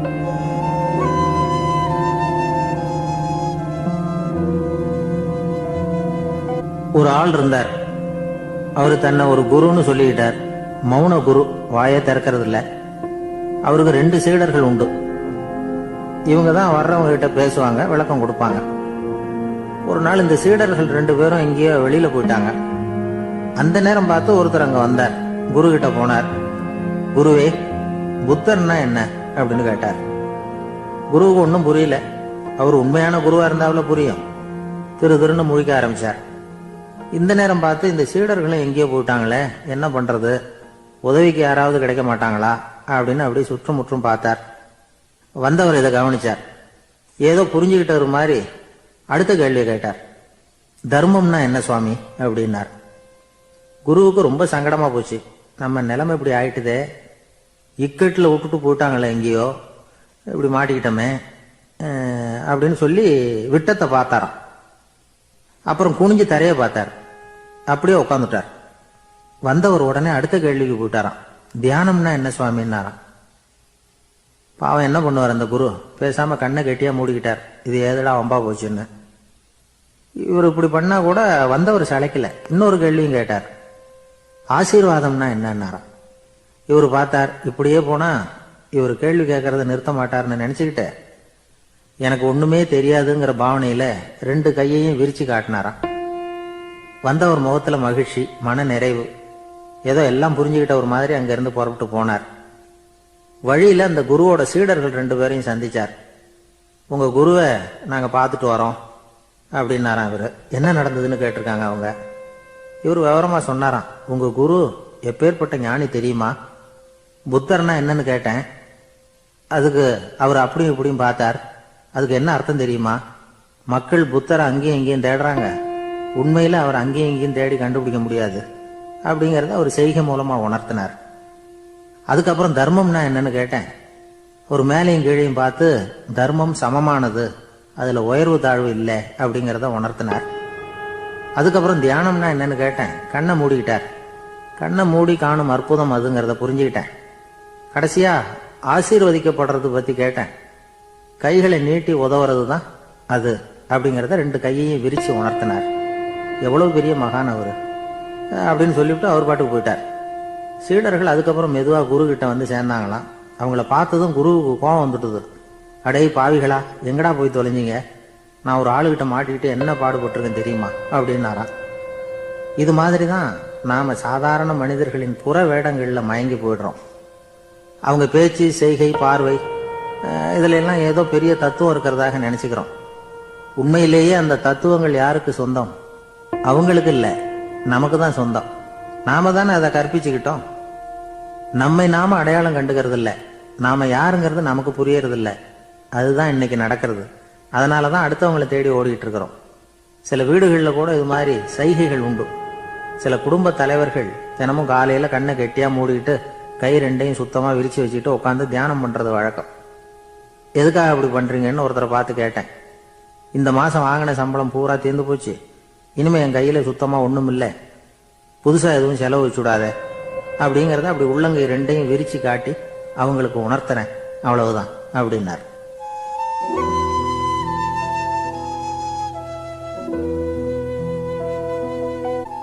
ஒரு பெரிய நினைவு மண்டபம். அதுக்கு முன்னாடி ஒரு அப்பாவும் பிள்ளையும் நின்றுகிட்டு இருக்கிறாங்க. அந்த வழியா போறவங்க வர்றவங்க எல்லாம் அந்த இடத்துல நின்று அது என்ன மண்டபம் அப்படின்னு விசாரிக்க ஆரம்பிச்சாங்க. அந்த அப்பாவும் பிள்ளையும் தான் வர்றவங்களுக்கெல்லாம் விவரம் சொல்லிட்டு இருக்கிறாங்க. அதாவது இந்த இடத்துல ஒரு பெரிய மகான் சமாதி ஆயிருக்கார், அவர் சமாதியான இடத்துல இந்த நினைவு மண்டபத்தை கட்டியிருக்கிறோம் அப்படின்னாங்க. ஊரு பூரா இந்த செய்தி பரவிச்சு. நிறைய பேர் அந்த இடத்தை தேடி வர ஆரம்பிச்சாங்க. இங்க வந்து கொஞ்ச நேரம் உட்காந்துட்டு போனா மனசுக்கு ஒரு நிம்மதி கிடைக்குது அப்படின்னாங்க. அங்க இருந்த உண்டியல்ல நிறைய காசு போட்டுட்டு போறாங்க. பணம் கிடுகிடுன்னு நிறைய சேர ஆரம்பிச்சுட்டுது. பணம் நிறைய சேர்ந்த உடனே அந்த அப்பாவுக்கும் பிள்ளைக்கும் தகராறு வந்துட்டுது. பணம் சேர்ந்தாலே சொத்து தகராறு வரத்தானே செய்யும், அது மாதிரி வந்துட்டுது. பையன் அடிக்கடி நிறைய பணம் கேட்க ஆரம்பிச்சான். அப்பா பார்த்தார், யோசனை பண்ணார், ஒரு முடிவுக்கு வந்தார். ஒரு நாள் பையனை கூப்பிட்டார். இதை பாருப்பா, நமக்குள்ள தகராறு வேணாம்.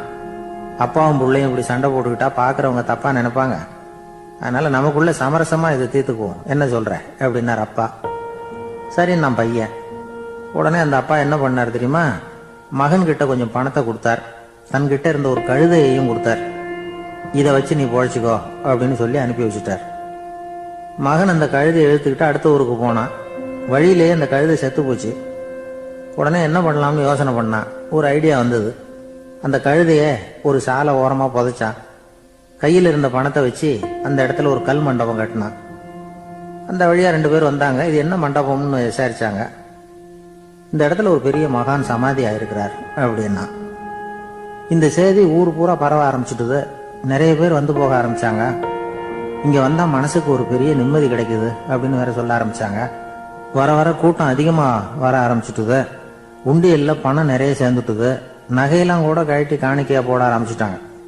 அப்பாவை விட மகன் பெரிய ஆளாயிட்டான். இதை கேள்விப்பட்டார் அப்பா. பையனை பார்த்துட்டு வரலாம்னு ஒரு நாள் புறப்பட்டு வந்தார். பையன் ஓஹோன்னு இருக்கிறான்.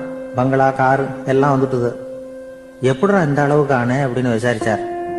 அப்பா, எல்லாம் உங்க ஆசீர்வாதம் தான். நீங்க கொடுத்த மூலதனத்தை வச்சுதான் இவ்வளவும் சம்பாதிச்சேன் அப்படின்னு நான் பையன். அது எப்படிறான்னு விசாரிச்சார். அப்பா, நீங்க ஒரு கழுத குட்டியும் கொஞ்சம் பணமும் என்கிட்ட கொடுத்து அனுப்பி வச்சிங்க. அதை எடுத்துக்கிட்டு வந்தேன். வர்ற வழியில் அந்த கழுதை செத்து போச்சு. உடனே யோசனை பண்ணேன். அந்த கழுதையை இந்த இடத்துல புதைச்சேன். கையில் இருந்த பணத்தை வச்சு மண்டபம் கட்டினேன். மகான் ஒருத்தர் சமாதி ஆயிருக்கார் அப்படின்னு வதந்தியை கிளப்பி விட்டேன். ஜனங்கள்லாம் ஏமாந்து போய் காசை கொண்டாந்து போட ஆரம்பிச்சிட்டாங்க. நான் பொழைச்சிக்கிட்டு இருக்கிறேன் அப்படின்னா. இப்போதான்டா நீ என் புள்ள அப்படின்னு சொல்லி சந்தோஷப்பட்டாரான் அந்த அப்பா. ஏன் அப்படி சொல்றீங்கன்னு கேட்டிருக்கான் பையன். கழுத குட்டியை புதைச்சி மண்டபம் கட்டியிருக்கிற நீ, ஏற்கனவே நம்ம ஊர்ல நாம கட்டியிருக்கிறோமே மண்டபம், அது இந்த கழுதையோட அம்மாவை புதைச்ச இடம். மகான் சமாதி ஆயிருக்காருன்னு நானும் சும்மா கப்சா தான் விட்டுக்கிட்டு இருக்கேன் அப்படின்னாரான் அப்பா. முட்டாள் ஜனங்களை நினைச்சு அந்த 2 பேரும் சத்தம் போட்டு சிரிச்சாங்களாம். மனுஷனை மனுஷன் ஏமாத்துறது ரொம்ப சுலபம். என் கூட படிச்ச ஒருத்தன் திடீர்னு ஒரு நாள் எல்லாருக்கும் அருள் வாக்கு சொல்ல ஆரம்பிச்சுட்டான். அவன் ஒரு ஆபீஸ்லயும் வேலை பார்க்கறான். ஆபீஸ்ல உள்ளவங்க எல்லாம் அவங்ககிட்ட வந்து அருள் வாக்கு கேட்கறது வழக்கம். ஒரு நாள் நான் அவன் முன்னாடி போய் உட்காந்து பேசிக்கிட்டு இருந்தேன்.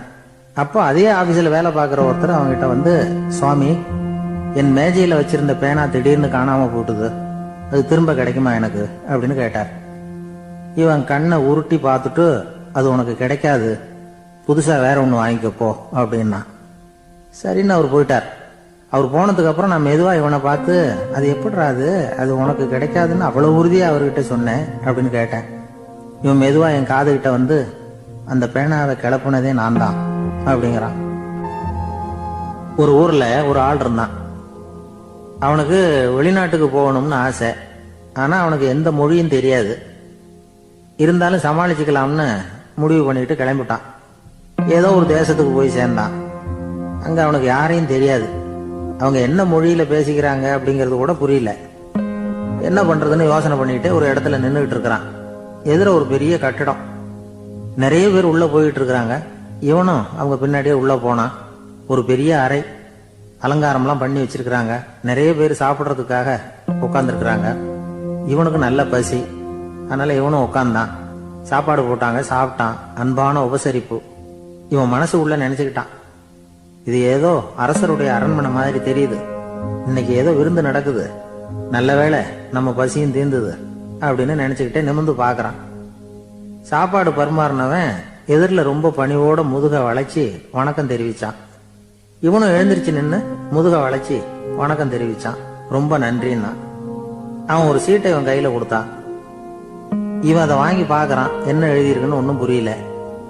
சரி, இந்த நாட்டுல தங்களுடைய நன்றியை சீட்ல எழுதி தான் கொடுப்பாங்க போல இருக்கு அப்படின்னு நினைச்சுக்கிட்டு மறுபடியும் நன்றின்னா. ஆனா அவன் காசை கொடுங்கன்னா. ஏன்னா அது ஒரு ஹோட்டல். இவன் சாப்பிட்டதுக்கான பில் அது. இவன் அதை புரிஞ்சிக்கவே இல்லை. நன்றின்னு அந்த சீட்ல எழுதி கொடுக்குறாங்க போல இருக்கு அப்படின்னு நினைச்சுக்கிட்டு அதை வாங்கி சட்டை பையில பத்திரமா வச்சுக்கிட்டு, பரவாயில்லைங்க, ரொம்ப மகிழ்ச்சின்னா. ஒரு வெளிநாட்டுக்காரனுக்கு இவ்வளவு தூரம் மரியாதை பண்றீங்களே, எங்க ஊருக்கு போனதும் உங்களை பத்தி நிறைய சொல்லுவேன் அப்படின்னா. இவன் என்ன சொல்றான்னு அவனுக்கு புரியல. இவனை பிடிச்சி அழைச்சிட்டு போய் முதலாளி முன்னாடி நிறுத்தினான். நாம சொன்னதுல இவனுக்கு ரொம்ப பெருமையா இருக்கணும் போல இருக்கு, அதுதான் பெரிய இடத்துக்கு அழைச்சிட்டு வந்திருக்கிறான் அப்படின்னு இவன் நினைச்சுக்கிறான். அவரும் பில்லுக்கான பணத்தை கொடுங்கிறாரு. பரவாயில்லைங்க, ரொம்ப மகிழ்ச்சி, நன்றிங்கிறான் இவன். அவரு பார்த்தார், இவனை நீதிமன்றத்துக்கு அனுப்பி வச்சுட்டார். இவன் என்ன நினைச்சுக்கிட்டான், நம்மளை இந்த ஊர் ராஜா முன்னாடியே அழைச்சிக்கிட்டு வந்து நிறுத்தி இருக்கிறாங்க போல இருக்கு, என்ன ஒரு பெருந்தன்மை அப்படின்னு நினைச்சுக்கிறான். நீதிபதி சொன்னார், சாப்பிட்டதுக்கான பணத்தை கொடுத்துரு, இல்லைன்னா அதுக்கான தண்டனை அனுபவிக்க வேண்டி இருக்கும்னார். ராஜாவே நமக்கு நன்றி சொல்றாரு போல இருக்கு அப்படின்னு நினைச்சுக்கிறான் இவன். என் மகிழ்ச்சிக்கு எல்லையே இல்லைங்க அப்படின்னா. அவரு பார்த்தார், இவனுக்கு தண்டனை கொடுக்க வேண்டியதுதான் அப்படின்னு முடிவு பண்ணார். உடனே தீர்ப்பு எழுதினார். இவனை கழுதையில பின்புறமா உட்கார வைங்க, இவன் ஒரு மோசடிக்காரன் அப்படின்னு ஒரு போர்டு எழுதி அவன் கழுத்துல மாட்டுங்க, அப்புறம் அந்த கழுதையை ஊரு பூரா விரட்டுங்க அப்படின்னார். இவனுக்கு தான் மொழி புரியலையே, ஏதோ நடக்குது அப்படிங்கிறது மட்டும் புரியுது. எல்லாரும் சேர்ந்து இவனை ஒரு கழுதை மேல உட்கார வச்சாங்க. ஓஹோ, நம்மளை பாராட்டி ஒரு ஊர்வலம் நடத்துறாங்க போல இருக்கு அப்படின்னு நினைச்சுக்கிறான் இவன். எல்லாரும் சத்தம் போட்டுக்கிட்டே கையை தட்டிக்கிட்டு கழுதை பின்னாடி ஓடி வர்றாங்க. இவனுக்கு ரொம்ப உற்சாகமா இருக்குது. எல்லாருக்கும் கை கூப்பி வணக்கம் சொல்லிக்கிட்டே போறான். கூட்டத்துல திடீர்னு ஒரு தெரிஞ்ச முகம் தெரியுது. அவனுடைய தேசத்தை சேர்ந்த ஒரு ஆள் அவன். அவனை பார்த்ததும் இவனுக்கு ரொம்ப உற்சாகம். நம்ம ஊருக்கு போனதும் இங்க நமக்கு கிடைச்ச மரியாதையெல்லாம் உண்மைதான்னு சொல்றதுக்கு ஒரு சாட்சியும் கிடைச்சுட்டுது அப்படின்னு நினைச்சுக்கிறான். அவனை பார்த்து கத்தனான், நல்லா பாத்துக்க, இந்த ஊர் மக்கள் எனக்கு எப்படிப்பட்ட வரவேற்பு கொடுக்குறாங்கிறத நல்லா கவனிச்சுக்கோ அப்படிங்கிறான். அவனுக்கு அவமானமா போட்டுது. தலையை குனிஞ்சுக்கிட்டே நழுவி போட்டான். இவன் பார்த்தான், அவன் தலை தெரியல. ஆகா, அவனுக்கு நம்ம மேல பொறாம போல இருக்கு, அதனாலதான் காணாம போட்டான் அப்படின்னு நினைச்சுக்கிறான். இப்படி ஒரு வேடிக்கை கதையை பெரியவங்க சொல்றது உண்டு. கதை வேடிக்கையா இருந்தாலும் இதுல உள்ள கருத்து என்ன தெரியுமா? அந்த கழுதை மேல உட்கார்ந்து இருக்கிறானே, அது மாதிரிதான் நாமளும் அகங்காரம்ங்கிற கழுதை மேல உட்காந்துக்கிட்டு இருக்கோமா. நாமளும் கிட்டத்தட்ட அதே மாதிரி பிரம்மையில தான் இருக்கிறோமா. என்ன நடக்குதுங்கிறதே புரியறதில்ல. அகங்காரத்துல பேசுறவனுக்கும் சித்த சுவாதீனம் இல்லாம பேசுறவனுக்கும் அதிக வித்தியாசம் இருக்கிறது இல்ல. அது மாதிரி ஒருத்தன் தன்னுடைய வீட்டை சுத்தி சேற்ற வாரி அரைச்சிக்கிட்டு இருந்தானா. அந்த வழியா வந்த ஒரு பெரியவர் அதை பார்த்திருக்கார். என்னப்பா பண்ணிட்டு இருக்கிற அப்படின்னு கேட்டாராம். கழுதைகளை விரட்டிக்கிட்டு இருக்கிறேன் அப்படின்னானா. இங்க கழுதைகளே காணுமே அப்படின்னாராம் அவரு. அதுதான் ஏற்கனவே விரட்டி விட்டனே அப்படின்னானா இவன்.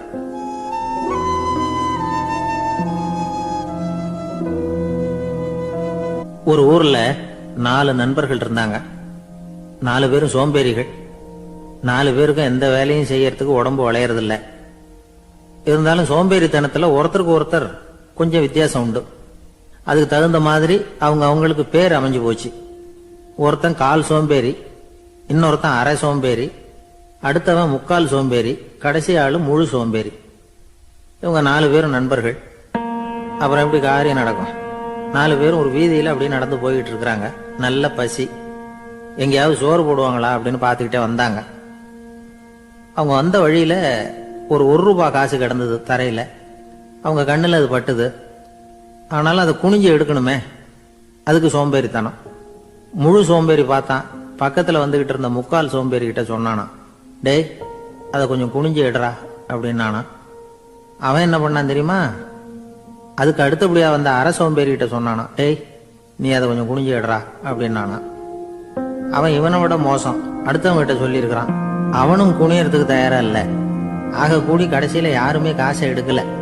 என்னத்துக்கு அனாவசியமா உடம்ப வளைச்சுக்கணும் அப்படின்னு எல்லாரும் பேசாம வந்துட்டாங்க. அவங்க பாட்டுக்கு நடந்து வந்துகிட்டே இருக்கிறாங்க.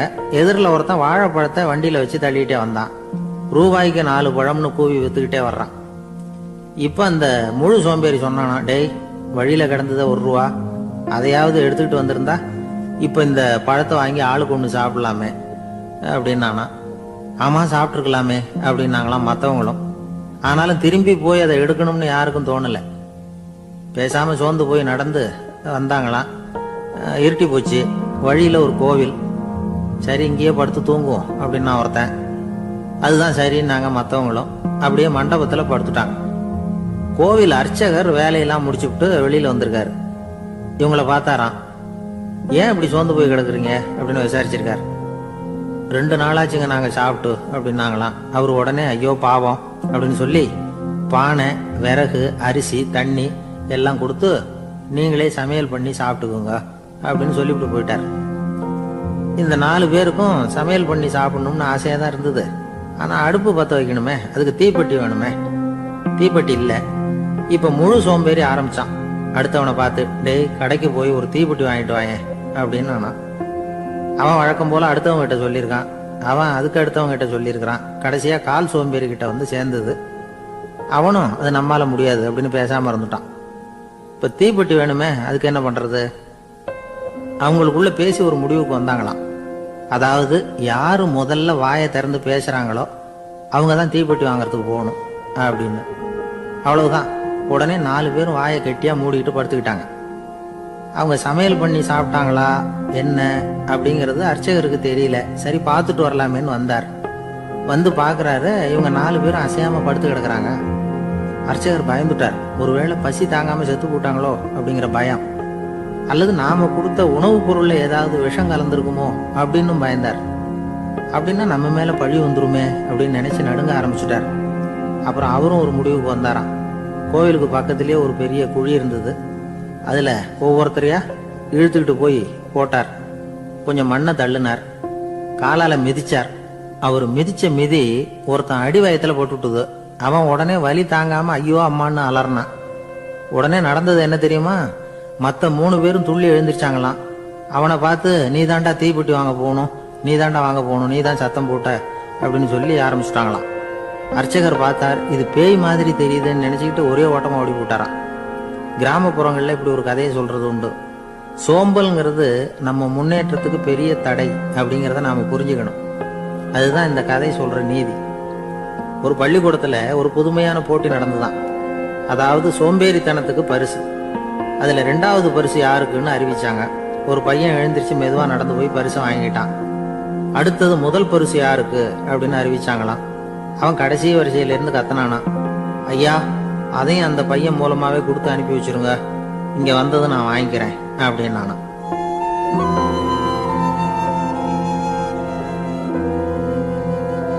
ஒரு ஊர்ல ஒரு ராஜா இருந்தார். அவரு ஒரு நாள் காலையில அரண்மனையில மேல் மாடத்துல வந்து நின்றுகிட்டு இருந்தார். அப்போ ஒரு ஆள் வீதியில ரொம்ப வேகமா ஓடிக்கிட்டு இருக்கான். அதை ராஜா கவனிச்சார். அவன் மனசுல ஏதோ ஒரு தவிப்பு இருக்குங்கிறத புரிஞ்சுக்கிட்டார். உடனே அரண்மனை சேவகர்களை கூப்பிட்டார்.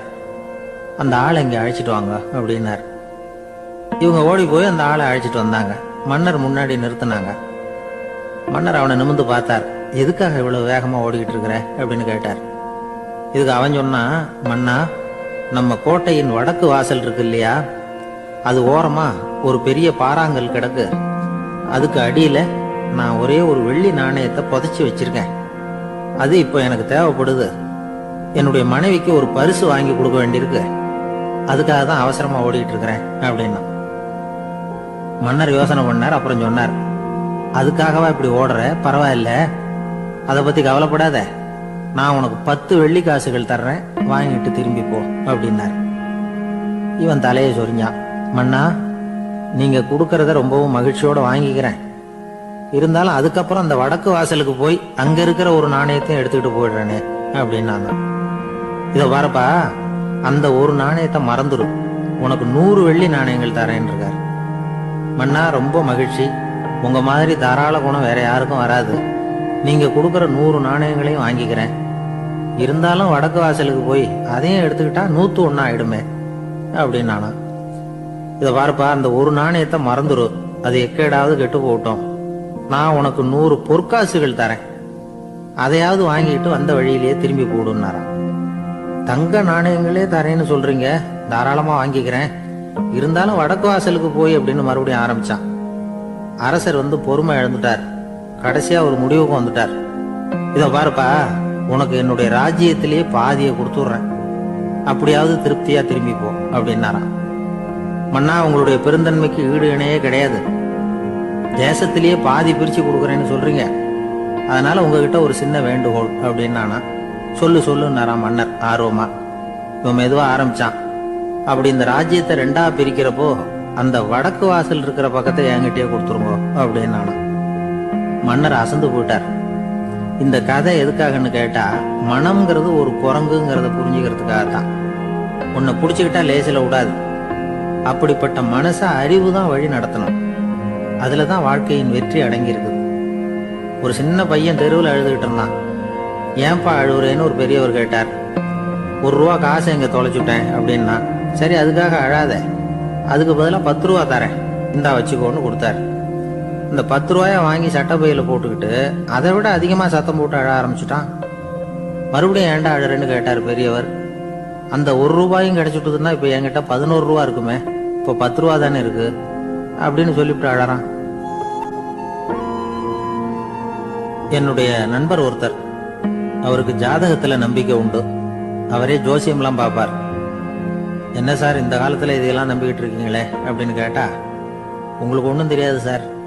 இந்த உலகத்துல ஒவ்வொருத்தரும் அவங்கவங்க செய்யற நல்லது கெட்டதுக்கு தகுந்த பலனை அனுபவிச்சே தீரணும் பார்.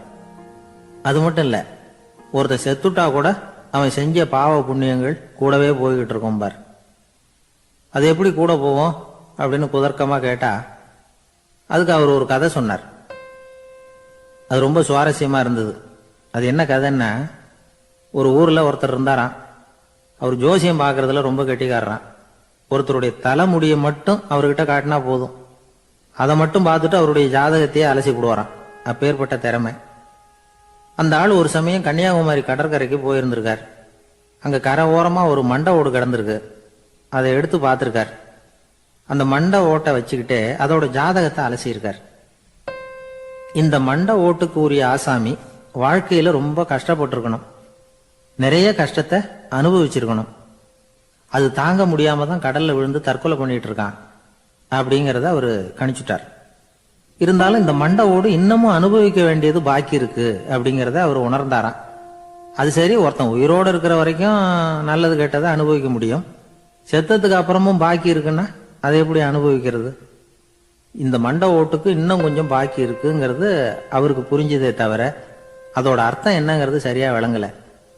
சரி, இதை இன்னும் கொஞ்சம் விவரமா ஆராய்ச்சி பண்ணுவோம் அப்படின்னு நினைச்சுக்கிட்டு அதை தன்னுடைய வீட்டுக்கு எடுத்துட்டு போயிட்டார். அந்த மண்டை ஓட்டை ஒரு பெட்டியில வச்சு பூட்டினார். தன்னுடைய தனி அறையில அதை பத்திரமா வச்சுக்கிட்டார். தினமும் ராத்திரி ஆனதும் தன்னுடைய மனைவியை பார்த்து, நீ போய் பூஜை அறையில தனியா படுத்துக்க அப்படின்னு சொல்லிவிட்டு தினம் ராத்திரி 12 மணிக்கு பெட்டியை திறந்து அவர் பார்ப்பார். மண்டை ஓடு அப்படியே இருந்தது தவிர இன்னும் கொஞ்சம் பாக்கி இருக்குங்கிறதுக்கு அர்த்தம் அவருக்கு விளங்கல. அந்த மண்டை ஓட்டுக்கு இன்னும் என்ன பாக்கி இருக்க போகுது? எப்படியோ ஒரு 10 நாள் போச்சு. அந்த வீட்டம்மாவுக்கு சந்தேகம் வந்துட்டுது. நம்ம வீட்டுக்காரரு நம்மளை தனியா ஏன் தூங்க சொல்றார் அப்படிங்கிற சந்தேகம். உடனே பக்கத்து வீட்டு அம்மா கிட்ட விஷயத்த சொல்லியிருக்கிறாங்க. அந்த அம்மா உடனே, நீ கவலைப்படாத, நான் கண்டுபிடிச்சு சொல்றேன் அப்படின்னு சொல்லிவிட்டாங்களாம். அன்னைக்கு ராத்திரியே ஜன்னல் வழியா எட்டி பார்த்துருக்குறாங்க. இந்த ஆளு மண்டை ஓட்டை கையில வச்சுக்கிட்டு அது திருப்பி திருப்பி பார்த்துக்கிட்டு இருக்கிறான். அதை பார்த்துட்டாங்க. மறுநாள் காலையில அவரோட மனைவியை பார்த்தாங்க. ஏம்மா, உன் வீட்டுக்காரருக்கு நீ முதல் மனைவியா 2வது மனைவியா அப்படின்னு கேட்டாங்களாம். எனக்கு தெரிஞ்ச வரைக்கும் நான் ஒருத்தி தான் அவருடைய மனைவி அப்படின்னாங்களாம் அவங்க. அப்படி இல்லை, நீ அவருக்கு 2வது மனைவி. முதல் மனைவியின் மண்டை ஓட்டை தான் அவர் தினமும் ராத்திரியில் எடுத்து பார்த்துக்கிட்டு இருக்கிறார் அப்படின்னாங்க அடுத்து விட்ட அம்மா. அப்படியா விஷயம் அப்படின்னு சொல்லிவிட்டு கணவன் வீட்டில் இல்லாத நேரமா பார்த்து அந்த மண்டை ஓட்டை எடுத்து கொண்டாந்து ஒரு உரல்ல போட்டு உலக்கையால குத்தி நொறுக்க ஆரம்பிச்சுட்டாங்க. வெளியில போயிருந்த அந்த ஆள் அப்பதான் உள்ள நுழைஞ்சார். மண்டை ஓடு உலக்கை கிட்ட குத்து வாங்கிட்டு இருக்கு. அது அனுபவிக்க வேண்டியது இன்னும் கொஞ்சம் பாக்கி இருக்குங்கிறதுக்கு அர்த்தம் எனக்கு இப்பதான் புரிஞ்சுது அப்படின்னாராம் அவர். இந்த கதையிலிருந்து நாம இன்னொரு நீதியையும் புரிஞ்சுக்கணும். அதாவது நம்ம வீட்டை பத்தி நமக்கு புரியாததெல்லாம் அடுத்த வீட்டுக்காரங்களுக்கு நல்லா புரியும்.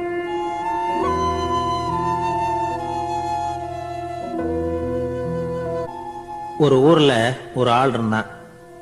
அவன் ஒரு நாள் கோயிலுக்கு போனான். கடவுள்கிட்ட வேண்டிக்கிட்டான், எனக்கு ஒரு 1,00,000 ரூபா நீ கொடுத்தா நான் உன் சன்னதியில ஒரு தேங்காய் உடைக்கிறேன் அப்படின்னு வேண்டிக்கிட்டான். கடவுள் பார்த்தார். உடனே அவன் கண் முன்னாடி தோன்றினார். இந்தா நீ கேட்ட 1,00,000 ரூபாய் அப்படின்னு சொல்லி அவன் கையில பணத்தை கொடுத்துட்டு மறைஞ்சிட்டார். இவனால நம்பவே முடியல. இவ்வளவு சுலபமா கிடைக்கும்னு தெரிஞ்சிருந்தா அனாவசியமா ஒரு தேங்காய் உடைக்கிறேன்னு வேண்டி இருக்க வேண்டியது இல்லையே அப்படின்னு நினைச்சான். இருந்தாலும் வேண்டுதலை நிறைவேற்ற வேண்டியது கடமை. அதுக்காக என்ன பண்ணா, பக்கத்துல ஒரு கடைக்கு போனான். ஒரு தேங்காயை கையில் எடுத்தான். இது என்ன விலைன்னு கேட்டான். 5 ரூபான்னார் கடையில இருந்தவர். அதிகமா இருக்குதே விலைன்னா. அப்படின்னா ஒண்ணு செய்யுங்க, அடுத்த ஊருக்கு போங்க, அங்க தென்னந்தோப்பு அதிகம், அதனால அங்க இதை விட குறைஞ்ச விலைக்கு கிடைக்கும் அப்படின்னார். சரின்னு அடுத்த ஊருக்கு கிளம்புனான். அங்க போய் விசாரிச்சான். ஒரு தேங்காய் 3 ரூபாய் விலைன்னாங்க. இதுவும் அதிகமா தெரியுதேன்னா. அப்படின்னா ஒண்ணு செய்ய, அதோ அந்த ஆத்து ஓரமா ஒரு தென்னை மரம் இருக்கு பார், அதுல நீயே ஏறி பறிச்சுக்கோ, ஒரு தேங்காய்க்கு 1 ரூபா கொடுத்தா போதும் அப்படின்னார் அந்த தோப்புக்கு சொந்தக்காரரு. இவனுக்கு மரம் ஏற தெரியாது. இருந்தாலும் ஆசை யார விட்டுது, விலை சல்லிசா இருக்குதே. ஆத்து ஓரம் போனா தட்டு தடுமாறி அந்த மரத்துல ஏறினா அந்த தென்னை மரம் வளைஞ்சி ஆத்து பக்கம் போய் அப்புறம் நிமிர்ந்து இருந்தது. அதாவது மரத்தின் உச்சி சரியா ஆத்துக்கு நடுவுல இருந்தது. ஆத்துல வெள்ளம் கரபுரண்டு ஓடிட்டு இருக்கு. இவன் கடவுள் கொடுத்த 1,00,000 ரூபாயை மடியில வச்சு இறுக்கி கட்டிக்கிட்டான். உச்சிக்கு போய் காய் பறிக்கிற சமயத்துல காத்து மழையும் பலமா கலந்து அடிக்க ஆரம்பிச்சுட்டுது. கால் வழுக்கி விட்டுட்டுது. இவன் சடார்னு ஒரு தென்னை மட்டையை பிடிச்சிக்கிட்டு தொங்க ஆரம்பிச்சிட்டான். கீழே பயங்கரமான வெள்ளம், மடியில 1,00,000 ரூபா பணம். என்ன செய்யறதுன்னு தவிக்கிறான். இந்த சமயம் கரையில ஒரு யானை பாகன் யானையை குளிப்பாட்டிக்கிட்டு இருக்கிறான். அது அவன் கண்ணில் பட்டது. ஐயா ஒரு உதவின்னு கத்துனான். அவன் என்ன செய்யணும்னு கேட்டான். உன் யானையை மெதுவா இங்க அழைச்சிட்டு வா, எனக்கு நேரா கீழே நிறுத்து, என் காலை பிடிச்சி மெதுவா கீழே இறக்கி விட்டுரு, என் மடியில இருக்கிற பணத்துல உனக்கு 10,000 ரூபா தரேன் அப்படின்னா. அவன் பார்த்தான். காலை கையை பிடிச்சா கூட எவனும் இந்த காலத்துல 10 ரூபாய்க்கு மேல தரமாட்டேங்கிறான், இவன் காலை பிடிச்சா 10,000 தர்றேங்கிறான் அப்படின்னு யோசனை பண்ணா. உடனே யானையை கொண்டுட்டு போனான். அவனுக்கு நேரா கீழே நிறுத்தினான். அவன் காலை பிடிச்சான். அவ்வளவுதான். அந்த நேரம் பார்த்து யானை மெதுவா நடந்து அப்பால போட்டுது. இப்ப யானை பாகன் அவன் காலை கெட்டியா பிடிச்சிக்கிட்டு தூங்குறான். பரிதாபமா மேல பாக்குறான். அவன் மட்டையை பிடிச்சிட்டு தூங்குறான். இப்ப யானை பாகன் சொல்றான், தம்பி மட்டையை விட்டுறாத, கெட்டியா பிடிச்சிக்கோ, நான் உனக்கு 10,000 ரூபா தரேன், இதோ மடியில் தான் வச்சிருக்கேன்னா. மேல தொங்குறவனுக்கு இந்த நிலைமையிலேயும் ஒரு சந்தோஷம், மேற்கொண்டு ஒரு 10,000 ரூபா நமக்கு கிடைக்கும் போல இருக்கே அப்படின்னு. இந்த சமயத்துல ஒருத்தன் ஒட்டகத்தை ஓட்டிட்டு வந்தான் அந்த பக்கமா குளிப்பாட்டுறதுக்கு. யானை பாகம் பார்த்துட்டான். ஐயா ஒட்டகக்காரரே, அதை இங்க கொண்டுட்டு வா, எங்க காலை பிடிச்சி பத்திரமா இறக்கி விடு, நாங்க பணம் கொடுக்குறோம்னா. அவனும் பணத்துக்கு ஆசைப்பட்டு வந்தான். அவன் காலை பிடிக்கிற சமயம் ஒட்டகமும் நழுவி போட்டுது. இப்போ 3 பேருமே வரிசையா தொங்குறாங்க. ஒட்டகக்காரன் கத்துறான், தம்பி மட்டையை விட்டுறாத, கெட்டியா பிடிச்சிக்கோ, நான் என் மடியில இருக்கிற 5,000 உனக்கு தந்துடுறேன்னா. மேல தொங்குறவனுக்கு இன்னமும் சந்தோஷம், இவனும் பணம் தர்றேங்கிறான் அப்படின்னா இன்னைக்கு நமக்கு மொத்த பண வரவு எவ்வளவு அப்படின்னு ஒவ்வொன்னா கூட்டி பார்க்க ஆரம்பிச்சான். மனக்கணக்கு சரியா வரல. அதனால அப்படியே விரல விட்டு எண்ண ஆரம்பிச்சான். அவ்வளவுதான். மட்டையை விட்டுட்டு கை நழுவி வந்துட்டுது. 3 பேரும் பொத்துன்னு ஆத்துல விழுந்தாங்க. படாத பாடுபட்டு தட்டு தடுமாறி கரைக்கு வந்து சேர்ந்தாங்க. 3 பேர் மடியில இருந்த பணமும் ஆத்தோட போட்டுது. பேராசை பெருநஷ்டம் அப்படின்னு ஒரு பழமொழி இருக்குல்ல, அதை விளக்கறதுக்காக சொல்லப்பட்ட கதை இது. இந்த காலத்துல ஒருத்தர் ஒரு நீச்சல் குளத்துல நீச்சல் அடிச்சுட்டு இருக்கிறார். காவலுக்கு இருந்தவர் அதை கவனிச்சுட்டார். கரையில இருந்து சத்தம் போட்டாராம், இதோ பாருங்க, இங்க ராத்திரி 8 மணிக்கு மேல நீச்சல் அடிக்கிறது சட்டப்படி குற்றம், அதுக்கு அனுமதி கிடையாது, தெரியாதா உங்களுக்கு அப்படின்னாராம். இதுக்கு அவரு, ஐயோ நான் நீச்சல் அடிக்க வந்தவன் இல்லைங்க, சும்மா சுத்தி பார்க்க வந்தவன், தடுமாறி குளத்துல விழுந்துட்டேன், நீச்சல் தெரியாது, அதனால தத்தளிச்சுக்கிட்டு இருக்கிறேன் அப்படின்னு கத்துனாராம். கரையில இருந்தவர் பார்த்தார். ஓ அப்படின்னா சரி, அதுக்கு ஒன்றும் தடை இல்லை அப்படின்னு சொல்லிவிட்டு அவர் பாட்டுக்கு நடந்து போயிட்டாராம்.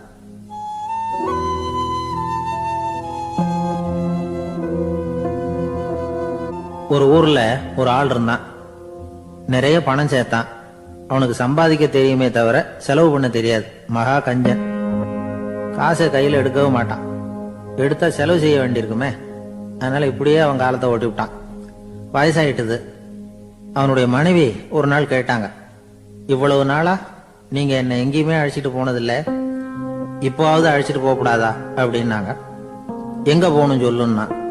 காசிக்கு போகணும், கங்கையில குளிக்கணும்னாங்க. இவன் பார்த்தான், இதுக்கு ஏன் அவ்வளவு தூரம் செலவு பண்ணிட்டு போகணும், நம்ம ஊர் ஆத்துலயே குளிக்கலாமே, இதுவும் புண்ணிய நதி தான், இங்க குளிச்சா அங்க குளிச்ச பலன் கிடைச்சிரும் அப்படின்னா. சரின்னு 2 பேரும் ஆத்தங்கரைக்கு போனாங்க. அன்னைக்கு ஏதோ விசேஷம், நிறைய கூட்டம், நிறைய பேர் குளிச்சுக்கிட்டு இருக்கிறாங்க. கரையில சில புரோகிதர்கள் நின்றுகிட்டு இருக்கிறாங்க. குளிக்கிறதுக்கு முந்தி அவங்க கிட்ட உட்காந்தா ஏதோ மந்திரம்லாம் சொல்லுவாங்க, கொஞ்சம் காசு கொடுக்க வேண்டியிருக்கும். அதனால இவன் என்ன பண்ணா, ஆத்தங்கரையிலேயே கொஞ்சம் தூரம் போனான். ஊரை விட்டு தள்ளி வந்துட்டான். அங்க யாருமே இல்லை. அப்பாடான்னு சந்தோஷப்பட்டான். குளிக்கலாம்னு புறப்பட்டான். இந்த நேரம் கடவுள் பார்த்தார், இந்த கஞ்சனுக்கு ஏதாவது புத்தி போகட்டணும் அப்படின்னு நினைச்சார். உடனே ஒரு புரோகிதர் மாதிரி உருவத்தை மாத்திக்கிட்டு அந்த ஆள் முன்னாடி வந்து நின்னார். அவனுக்கு அதிர்ச்சி. இங்க யாருமே இருக்க மாட்டாங்கன்னு நினைச்சா இங்கேயுமே ஒரு ஆள் வந்துட்டாரு, என்ன பண்றதுன்னு யோசனை பண்ணான். புரோகிதர் உருவத்தில் இருந்த கடவுள் சொன்னார், இதை பாருங்க, இன்னைக்கு விசேஷ நாள், நீராடுறதுக்கு முன்னாடி சுயகல்பம் பண்ணிக்கிறது ரொம்ப நல்லது அப்படின்னார். என்கிட்ட பணம் எதுவும் இல்லையேன்னா. பரவாயில்ல, அப்புறமா கொடுங்க, வாங்கிக்கிறேன், ஆனா ஒண்ணு, எவ்வளவு கொடுப்பீங்கிறத மட்டும் இப்பவே சொல்லி விடுங்க அப்படின்னார். இவன் ரொம்ப யோசனை பண்ணான். ஒரு 10 பைசா தரேன் அப்படின்னா. சரின்னு ஒத்துக்கிட்டு எல்லா கிரியைகளையும் அவர் செஞ்சார். அதுக்கப்புறம் கணவனும் மனைவியும் ஆத்துல குளிச்சாங்க. அவர் போயிட்டார். கொஞ்ச நாள் கழிச்சு அவன் வீட்டுக்கு வந்தார் கடனை வசூல் பண்றதுக்கு.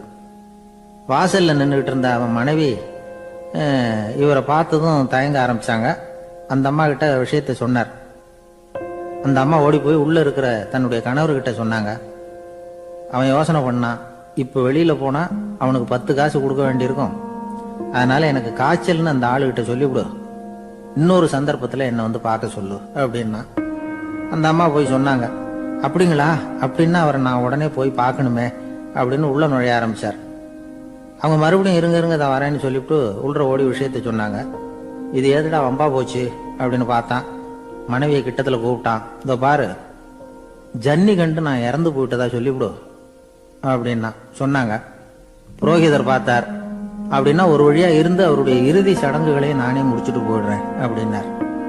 உள்ள இருந்தவன் யோசனை பண்ணான், அந்த ஆளு என்ன விட மாட்டான் போல இருக்கு, அதனால ஒரு சவப்பெட்டியில என்னை வச்சு தூக்கிக்கிட்டு மயானத்துக்கு போங்க பாத்துக்கலாம் அப்படின்னா. புரோகிதரும் விடுற மாதிரி இல்ல, கூடவே நடந்து போயிட்டு இருக்கிறார். அங்க இறக்கி சடங்குகளை முடிச்சுட்டு தீ வைக்கிற நேரம் பொட்டிக்குள்ள இருந்த நம்ம ஆளு அலறி அடிச்சுட்டு வெளியில ஓடி வந்தான். புரோகிதர் உருவத்துல இருந்த கடவுள் சிரிச்சார், தன்னுடைய சுய உருவத்தை காட்டினார். அதுக்கப்புறம் அவனை கூப்பிட்டு, இத பாருப்பா, ஏன் இப்படி அல்லாடுற, ஏதாவது வர வேணும்னா கேள் தரேன் அப்படின்னார். அவன் யோசனை பண்ணான். பகவானே, ஒரே ஒரு வரம் தான் உங்ககிட்ட கேட்கணும்னா. என்ன வேணும் கேளுன்னார். அந்த 10 பைசா தட்சணையை தள்ளுபடி பண்ணா போதும் அப்படின்னா. கடவுளும் சரின்னு சொல்லிட்டு போயிட்டார். இப்படி ஒரு கதையை சுவாமி சிவானந்தர் சொல்லியிருக்கிறார். செல்வந்தர்கள் பல பேர் இப்படித்தான் இருக்கிறாங்க. தாங்களும் அனுபவிக்க மாட்டாங்க, அடுத்தவங்களுக்கும் கொடுக்க மாட்டாங்க.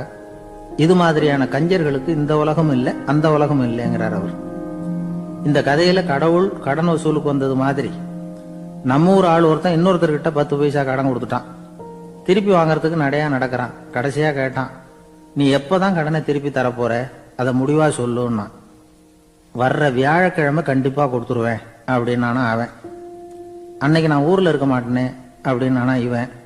அதனால என்ன, நானும் தான் அன்னைக்கு ஊர்ல இருக்க மாட்டேன் அப்படின்னா. ஒரு ஊர்ல ஒருத்தர் இருந்தான். ஏதோ ஒரு சின்ன அலுவலகத்துல வேலை பார்த்துக்கிட்டு இருந்தான். ரொம்ப ஏழை. வர்ற கொஞ்சம் வருமானத்தை வச்சு வாழ்க்கையை ஓட்டிக்கிட்டு இருந்தான். ஒரு நாள் தெரு வழியா அவன் நடந்து வந்துகிட்டு இருக்கிறான். தெருவில் ஒரு காசு கிடந்தது. அதை பார்த்துட்டான். அது குனிஞ்சு எடுத்தான். அது ஒரு பழங்கால காசு. அந்த காசு நடுவில் ஒரு துளை இருந்தது. அதாவது துளையிட்ட நாணயம். பழங்காலத்தில் புழக்கத்தில் இருந்த ஒரு நாணயம் அது. துளையிட்ட நாணயம் கிடைச்சதுன்னா ரொம்ப நல்லது, அது அதிர்ஷ்டம் அப்படின்னு ஒரு நம்பிக்கை உண்டு. இவன் கையில் அது கிடைச்சதும் ரொம்ப சந்தோஷப்பட்டான். இனிமே என்னுடைய கஷ்டம்லாம் தீரப்போகுது, அதிர்ஷ்டம் என்னை தேடி வரும், நான் பணக்காரன் ஆயிடுவேன் அப்படின்னு சொல்லிட்டு அந்த காசை தன்னுடைய கோட்டு பையில பத்திரமா போட்டு வச்சுக்கிட்டான். அடிக்கடி அதை தொட்டு பார்த்துக்கிறது உண்டு, வெளியில எடுக்க மாட்டான். இப்படியே கொஞ்ச காலம் ஆச்சு. அதுக்கப்புறம் என்னாச்சு தெரியுமா, நிஜமாவே அதிர்ஷ்டம் அவனை தேடி வர ஆரம்பிச்சுட்டுது. செல்வம் வந்து குவிஞ்சது. பணம், பதவி, புகழ் எல்லாம் வந்து சேர்ந்தது. சமூகத்துல அவன் ஒரு பெரிய மனுஷன் ஆயிட்டான். எல்லாரும் அவனை பாராட்டினாங்க. அவன் எதை தொட்டாலும் வெற்றி, எல்லாம் அந்த காசோட மகிமை அப்படின்னு அவன் மனசுக்குள்ள நினைச்சுக்கிட்டான். தினமும் காலையில அந்த கோட்டை போட்டுக்கிட்டு தான் வெளியில கிளம்புவான். புறப்படுறதுக்கு முன்னாடி கோட்டு பாக்கெட்டை தொட்டு பார்த்துக்குவான், உள்ள காசு இருக்கா அப்படிங்கிறத உறுதிப்படுத்திக்குவான். அதுக்கப்புறம் தான் வெளியில கிளம்புவான். இப்படியே பல வருஷம் ஓடி போச்சு. ஒரு நாள் அவனுக்கு அந்த ஆசை வந்துட்டுது. அதாவது அந்த துளையிட்ட நாணயத்தை எடுத்து கண்ணால பார்க்கணும் அப்படின்னு. காலையில சாப்பிட்டுக்கிட்டு இருந்தான். அப்போ தன்னுடைய மனைவி கிட்ட சொன்னான், ரொம்ப நாளைக்கு அப்புறம் என்னுடைய அந்த நாணயத்தை இன்னைக்கு வெளியில எடுத்து பார்க்க போறேன்னா. என்னத்துக்கு அது, இப்ப அதை பார்க்க வேணாமே அப்படின்னு மெதுவா இழுத்தாங்க அந்த அம்மா. இல்ல இல்ல, நான் பார்த்தே தீரணும் அப்படின்னு அவன் தன்னுடைய சட்டை பைக்குள்ள கையை விட்டான். உள்ள இருந்த நாணயத்தை வெளியில எடுத்தான். பார்த்தா அவனுக்கு ஆச்சரியமா போச்சு. அந்த நாணயத்துல தொலையே இல்லை. என்ன ஆச்சு அப்படின்னு சொல்லி அவன் ரொம்ப குழம்பி போயிட்டான். இப்போ அந்த அம்மா சொன்னாங்க, நான் தான் ஒரு நாள் உங்க கோட்டு ரொம்பவும் தூசியா இருக்கேன்னு சொல்லி அதை ஜன்னலுக்கு வெளியில உதறினேன். உள்ள இருந்த அந்த காசு அப்ப எனக்கு தெரியாது, ஞாபகத்துல இல்லை. அது தெருவில் விழுந்துட்டது போல இருக்கு. அதுக்கப்புறம் எவ்வளவோ தேடி பார்த்தேன், கிடைக்கல. அதுக்குள்ள அதை யாரோ எடுத்துட்டு போயிட்டாங்க போல இருக்கு. அது இல்லைங்கிறது உங்களுக்கு தெரிஞ்சா வருத்தமா இருக்குமேங்கிறதுக்காக நான் தான் வேற ஒரு நாணயத்தை எடுத்து சட்டை பைக்குள்ள வச்சுட்டேன் அப்படின்னு விவரத்தை சொன்னாங்க அந்த அம்மா. இது எப்ப நடந்ததுன்னு கேட்டான். உங்களுக்கு அந்த காசு கிடைச்சதே அன்னைக்கு மறுநாளே இது நடந்து போச்சு அப்படின்னாங்களாம். இத கொஞ்சம் யோசனை பண்ணி பாருங்க. அவனுக்கு அதிர்ஷ்டத்தை கொடுத்தது அந்த நாணயம் இல்லை, அவனுடைய நம்பிக்கை, அதாவது தன்னம்பிக்கை. அதுதான் வேலை செஞ்சிருக்கு. இதுல இருந்து நாம தெரிஞ்சுக்க வேண்டியது என்னன்னா, வாழ்க்கையில முன்னேற நினைக்கிறவங்களுக்கு தன்னம்பிக்கை ரொம்ப முக்கியம். அது இல்லைன்னா முன்னேற முடியாது. ஒருத்தன் சொன்னானா, நான் எப்பவுமே என்னதான் சார் நம்புவேன், மத்தவங்கள நம்ப மாட்டேன். நேற்றுக்கு பாருங்க, திடீர்னு 10 பேர் என்ன அடிக்க வந்துட்டாங்க, நான் ஒருத்தனாவே அதை சமாளிச்சேன் அப்படின்றான் ரொம்ப பெருமையா. அது எப்படின்னு கேட்டாங்களாம். ஒரே ஓட்டமா அங்கிருந்து ஓடி வந்துட்டேன் அப்படின்னு நானா.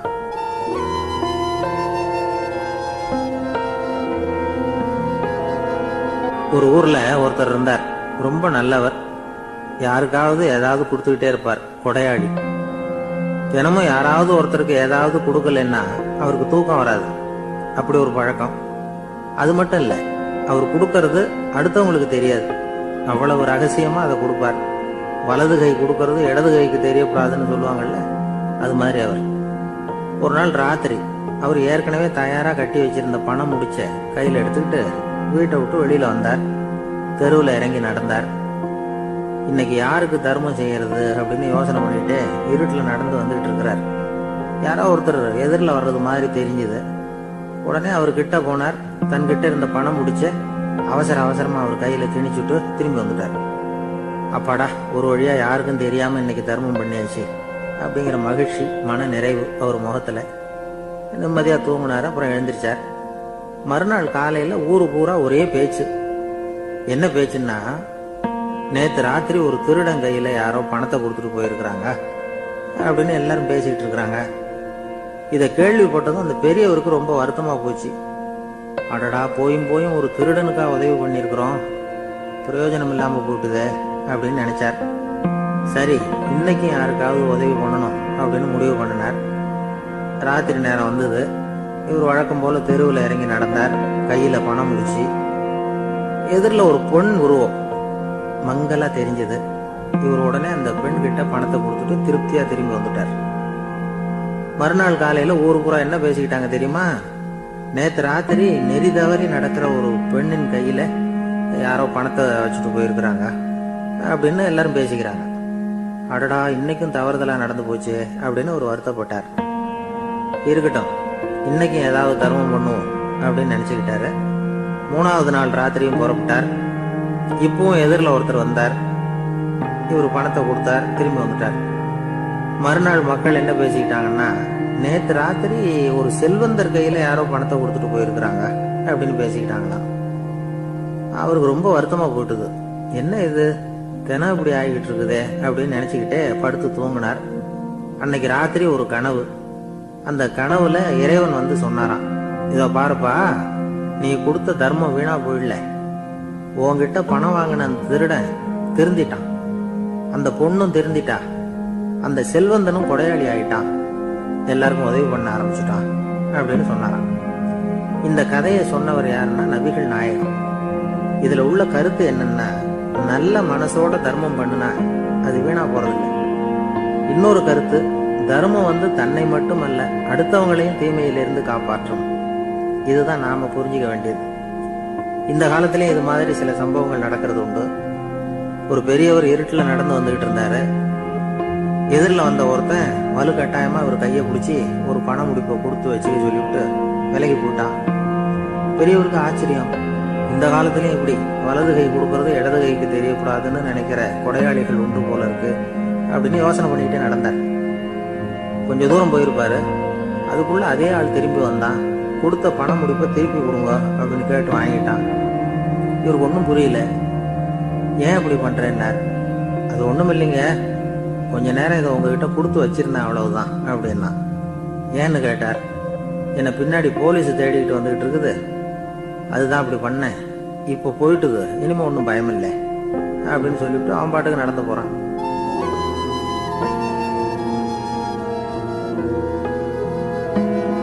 ஜெருசலேம், அங்க உள்ள ஒரு தேவாலயம். அதுல உள்ள பலிபீடத்தின் முன்னாடி ஒரு பெட்டி உண்டு. அது காணிக்கை பெட்டி. ஆலயத்துக்கு வர்றவங்க பிரார்த்தனை பண்ணிவிட்டு திரும்பி போற சமயத்துல அந்த பெட்டியில காணிக்கை போடுவாங்க. அவங்களால எவ்வளவு முடியுமோ அவ்வளவு போடுறது வழக்கம். அவங்க வசதிக்கு தகுந்த மாதிரி போடுவாங்க. வசதி உள்ளவங்களா இருந்தாலும் சரி, வசதியே இல்லாத வறியவர்களா இருந்தாலும் சரி, ஆலய காணிக்கை பெட்டியில காசு போடுறது அவங்களுக்கு ரொம்ப பெருமையான ஒரு செயல். ஒரு சமயம் இயேசு தம்முடைய சீடர்களோடு அந்த ஆலயத்துக்கு வரார். அங்க உட்காந்து ரொம்ப நேரம் வழிபாடு பண்ணிட்டு இருக்கிறார். சீடர்களும் அந்த ஜபத்துல கலந்துக்கிட்டாங்க. வழிபாடு முடிஞ்சுது. இயேசு உட்கார்ந்துருக்கிறார். காணிக்கை பெட்டியில காசு போடுறவங்கள கவனிக்கிறார். சீடர்களும் அதையே கவனிச்சுக்கிட்டு இருக்கிறாங்க. ரொம்ப பேர் வரிசையா வந்தாங்க. அவங்களால முடிஞ்ச அளவுக்கு காசு போட்டுட்டு அவங்க பாட்டுக்கு போய்கிட்டு இருக்கிறாங்க. வசதியானவங்க நிறைய பேர் வந்தாங்க. அதுக்கு மத்தியில வயசான ஒரு அம்மா, அவங்களும் வந்து காசு போட்டுட்டு போறாங்க. இப்போ இயேசு தன்னுடைய சீடர்கள் பக்கம் திரும்பினார். ஒரு கேள்வி கேட்டார். இப்போ இந்த காணிக்கை பெட்டியில நிறைய பேர் வந்து காசு போட்டுட்டு போறத நீங்க கவனிச்சிங்க. இன்னைக்கு இந்த காணிக்கை பெட்டியில ரொம்பவும் அதிகமா காசு போட்டது யார் அப்படின்னு கேட்டார். முதல்ல வந்தார ஒரு பெரிய மனுஷன், அவர் தான் அதிகமா போட்டார் அப்படின்னாரு ஒருத்தர். மூணாவதா வந்தவர் தான் அதிகமா போட்டார், நான் கவனிச்சேன் அப்படின்னாரு இன்னொருத்தர். இப்படி ஆளுக்கு ஒரு விதமா சொல்றாங்க. கடைசியா இயேசு சொன்னாராம், இன்றைக்கு அந்த பெட்டியில அதிகமா காசு போட்டவங்க அந்த வயசான அம்மா தான் அப்படின்னாராம். சீடர்களுக்கு ஒன்றும் புரியல. அந்த அம்மா ரொம்ப ஏழையாச்சே, அவங்க எப்படி அதிகமா காணிக்கை செலுத்த முடியும் அப்படிங்கறது அவங்க சந்தேகம். இயேசு விளக்குனார். நிறைய பேர் வந்தாங்க, நிறையவே காசுகள் போட்டாங்க, அது உண்மைதான். ஆனாலும் அந்த அம்மா என்ன பண்ணாங்க கவனிச்சிங்களா? வந்தாங்க, தன்னுடைய காசு பைய திறந்தாங்க, அப்படியே கொட்டுனாங்க. அதுல இருந்தது ரெண்டு காசுகள் தான். அந்த 2 காசும் காணிக்கை பெட்டியில விழுந்துட்டுது. மற்றவங்கெல்லாம் தங்கள்கிட்ட இருந்த செல்வத்தின் ஒரு சிறு பகுதியை எடுத்து பெட்டியில போட்டாங்க. ஆனா இந்த அம்மா தன்கிட்ட என்ன இருந்ததோ அதை அப்படியே போட்டுட்டாங்க. தன்னுடைய பிழைப்புக்காக வச்சிருந்த அவ்வளவையும் இழக்கிறதுக்கு தயாராயிட்டாங்க. அவ்வளவு தாராள மனசு அவங்களுக்கு. அதனால அவங்க செலுத்தின காணிக்கை தான் அளவுல அதிகம் அப்படின்னார். விலை மதிப்பில்லாத முத்து புதையல் ஒருத்தனுக்கு கிடைக்க போகுதுன்னு வச்சுக்கோங்க. அதன் மதிப்பை உணர்ந்தவன் என்ன பண்ணுவான்? அதை அடையறதுக்காக தன்கிட்ட இருக்கிற எதையும் கொடுக்கறதுக்கு தயாரா இருப்பான் இல்லையா? அது மாதிரிதான் இதுவும் அப்படின்னார். உலக மதிப்பீடுகளை துரும்பா தூசியா மதிச்சு அதையெல்லாம் உதறி விடுகிறவன் இறையருள் அப்படிங்கிற இணையில்லாத செல்வத்தை பெறுகிறான் அப்படிங்கிறது இதுல உள்ள கருத்து. இறைவனுக்காக இழப்பதுன்னா துன்பப்படுகிறவர்களுக்காக, ஏழைகளுக்காக, ஏதுமற்றவர்களுக்காக இழப்பது அப்படின்னு அர்த்தம். உங்கள் அயலானுக்கு நீங்கள் என்ன உதவி செய்தாலும் அதை எனக்கே செய்கிறீர்கள் அப்படின்னு இயேசு சொல்லி இருக்கிறார். அடுத்தவங்களுக்கு உதவணுங்கிற குணம் இன்னைக்கு ரொம்ப குறைஞ்சு போச்சு. ஒருத்தன் வாழைப்பழத்தோல் வழுக்கி கீழே விழுந்துட்டான். பக்கத்துல இருந்த நண்பன் உடனே இவனை தூக்கிக்கிட்டு போய் ஆஸ்பத்திரியில சேர்த்துட்டான். அதுக்கப்புறம் சொன்னான், நீ அந்த வாழைப்பழத்தோல்ல காலை